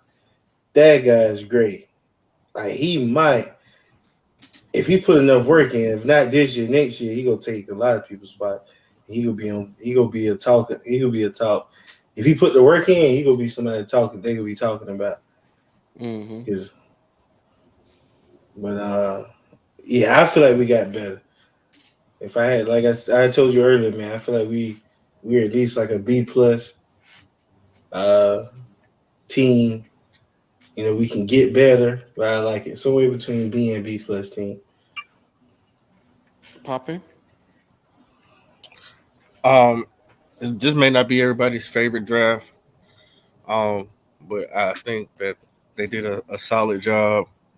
Um, I believe we're only gonna get better, and if you believe in this staff, one of their quotes was said that we weren't gonna be able to fill all the missing holes in one draft. But I believe they're doing their best, and we got a lot to look forward to. Go. Yeah, well, I feel like a damn Mel Kiper because they didn't pick no damn body. You know what I'm saying? I was looking at for real. Um, and I'm not gonna because I'm gonna say they didn't pick nobody that I was looking at for real. So, and I haven't really evaluated these guys, so I can't speak intelligently on them other than my man from NC State, the interior guard. Now I Mm. like that pick. I love that pick. But and I've actually seen him play. I've seen some state games. I was right there in the stadium.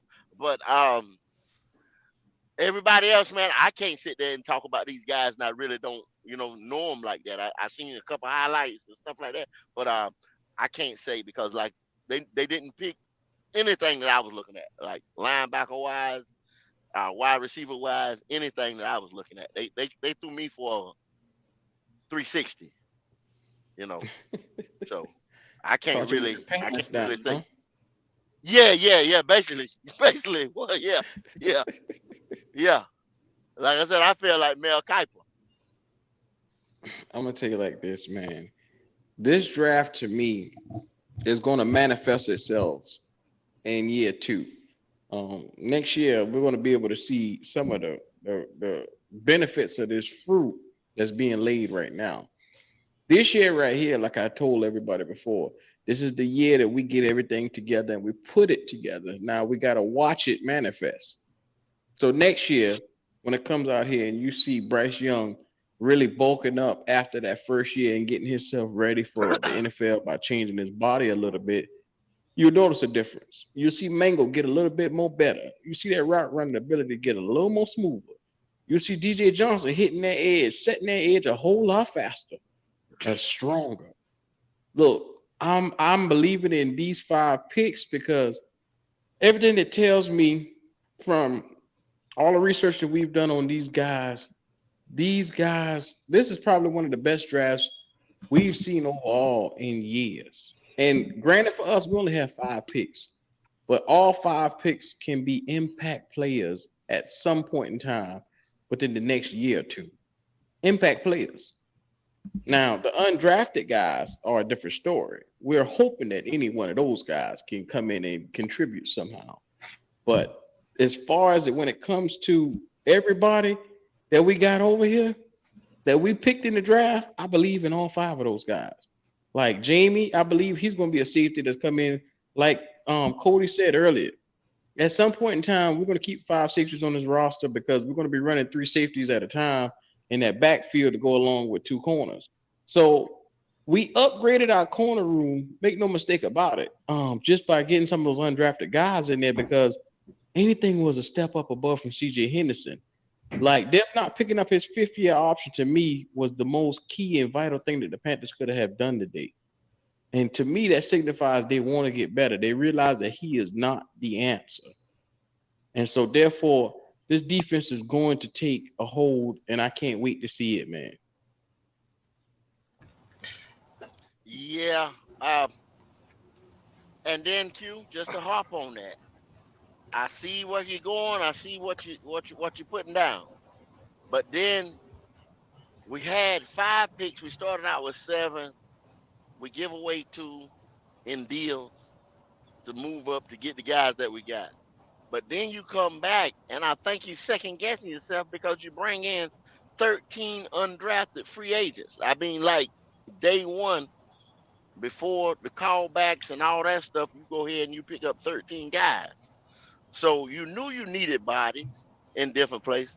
You've been trading back before, and I understand. I understand that, but I think more than depth, they trying to knock something out of the box because they know they need to find a diamond in the rough at this point. You know, not desperation, but they're looking for a diamond in the rough somewhere. They're trying to pick up a bird on the ground. But I think they got potential to do that. Because what's the one thing we always harped on and said under the rule regime, we never had depth. And what they just did is invite 13 guys potentially on both sides of the football, or majorly on the defense, to really come in. They brought in a lot of linebackers. They brought in a lot of pass rushers. Then they brought in a couple of wide receivers and different playmakers that can come in. They brought in an offensive guard. They are really building this depth through the undrafted free agency. And what we already have on this team and the new undrafted guys, there's a spring of fountain of youth right here, bro. Whether you see it or not, I don't think people realizing how big having 13 guys coming in here is for our depth, because that makes up for the last 2 drafts where we didn't have, good picks coming through the door. That makes up for all. And that's what I'm saying. I'm saying I'm going to look at it. My thing is, this is what I'm going to do, y'all. I'm going to make a pledge to y'all to say this. I'm going to follow these guys because I'm thinking that the Carolina Panthers they didn't just bring these. If you go back and look at that list of guys right there, they didn't pick these guys right here to be camp bodies. You know what I'm saying? They're bringing these guys in to compete. If you look at positions and you look at really who they are. I did go back and I studied that much and be like, okay. Because a couple names that didn't ring out that's on that list. They're not just bringing these guys in for camp bodies, y'all. If y'all really looking at it. These guys are coming in to compete, to take some people's spots that's like just taking up a spot. And like you just said, you're not picking up C.J. Henderson's 5th-year option, telling you like, look, we not just got motherfuckers on the field right here because space takers, basically. Right. We need niggas that's gonna produce. I want to enlighten everybody too that maybe they might have forgotten or didn't know. So usually they bring up 92 people in for 92 players before they do any cuts, right? To get down to their 53 roster. We are now up to 71 players. But what I looked into was how many people that you can keep on your practice squad. It used to be 10. Now it's 16. That's a big deal for us. That's really telling y'all. That's injuries. Yeah, that's injury too. And that's also for people you want to keep around, but maybe they just didn't make that final cut. But you see the potential in them, especially injury too. That also plays a part in it. So just keep your eyes open and watch that practice squad list because it's going to change dramatically. It's going to change dramatically. Like I said, there's players that shouldn't be here, and there's players that's going to be here. and they getting ready to get them out. This new staff is getting ready. All that buddy shit and all that we were talking about, and this guy, Baylor guy, Temple guy, and all that shit, that's coming up off of here. Yeah, they brought Y'all don't one believe person that? in from Baylor. One Mhm. person in. And that just goes to show the previous regime was bringing in Temple and Baylor all over the place. I mean, that's what we were, Baylor and Temple. But it's Yeah, the totally Baylor different now. Panthers. Yes, sir. Baylor Panthers, man. So y'all keep an eye on these undrafted free agency because some of these guys they got a lot of potential. A lot. I'm excited. Yes, sir. Well, fellas, how y'all feeling, man? Y'all feeling pretty good about this one tonight? Yes, sir. I'm feeling pretty good, dog. Yes, sir, Yes, man. If you're sir. watching this right now, please like, subscribe to the channel. Stop what you're doing right now. Like this video. We got over 75 still in here. So please, I should see 75 likes on this video. Please show that love. And we'll be right back with you in the morning with GOAT Talk, the GOAT Talk morning Noon time. show. We're gonna do it Hopefully, at noon. We're gonna do it at noon. Starting I'm out gonna new start time. naming that the noon morning show. It's gonna be noon. Yeah, noon morning. We eating brunch. There you go. Lunch with the GOAT. We're gonna call that the brunch. Yeah, the brunch. We're gonna start doing it at noon. I had lots of, at first it started off to be the morning show, y'all, but all hell broke loose and I've been working in the morning. So we're gonna try noon as the new time to kick off. And Tuesdays and Wednesdays, let's talk about it. Then we're gonna do some Fridays. Some Fridays when I ain't doing a lot of mud ink shit. You know what I'm saying? So let's get it. But Yes, sir. tomorrow at noon. All right, we'll go around for the last word from each one of you fellas. Pop and give us a last word. I want to give a shout out to Twan Don. We want to send condolences to you from Black Cat Podcast for your loss. Y'all get a chance, man. Y'all make sure y'all reach out to Twan, check on him. You know, he's another Panther podcaster out here that really loves the Panthers just as much as we do, and we just want to send our prayers and blessings to him. Other than that, keep pounding. No doubt. Condolences to him. Sorry to hear whatever going on. Pat man, what you got? Ain't got nothing, man. Just liking where the team going. Big shout outs out to everybody watching. Hope y'all like and subscribe. Happy belated to our editing guy. No. Damn. Oh yeah. Happy belated to Shinobi. Yeah. Happy birthday, brother. Happy belated to him. That's always a blessing. And other than that, man, keep pounding like Pops said. Come on, go give me something. Man, like I said, man, noontime, the GOAT Talk is getting ready to kick off. Well, not no noontime, man. We're just going to set the block for noon. Mudding Outlaw TV, man. We had a good giveaway. And I'm telling y'all, I told these cats to drop their address at muddingoutlaw, gmail.com. muddingoutlaws@gmail.com. Let me get them addresses so I can send you your winning.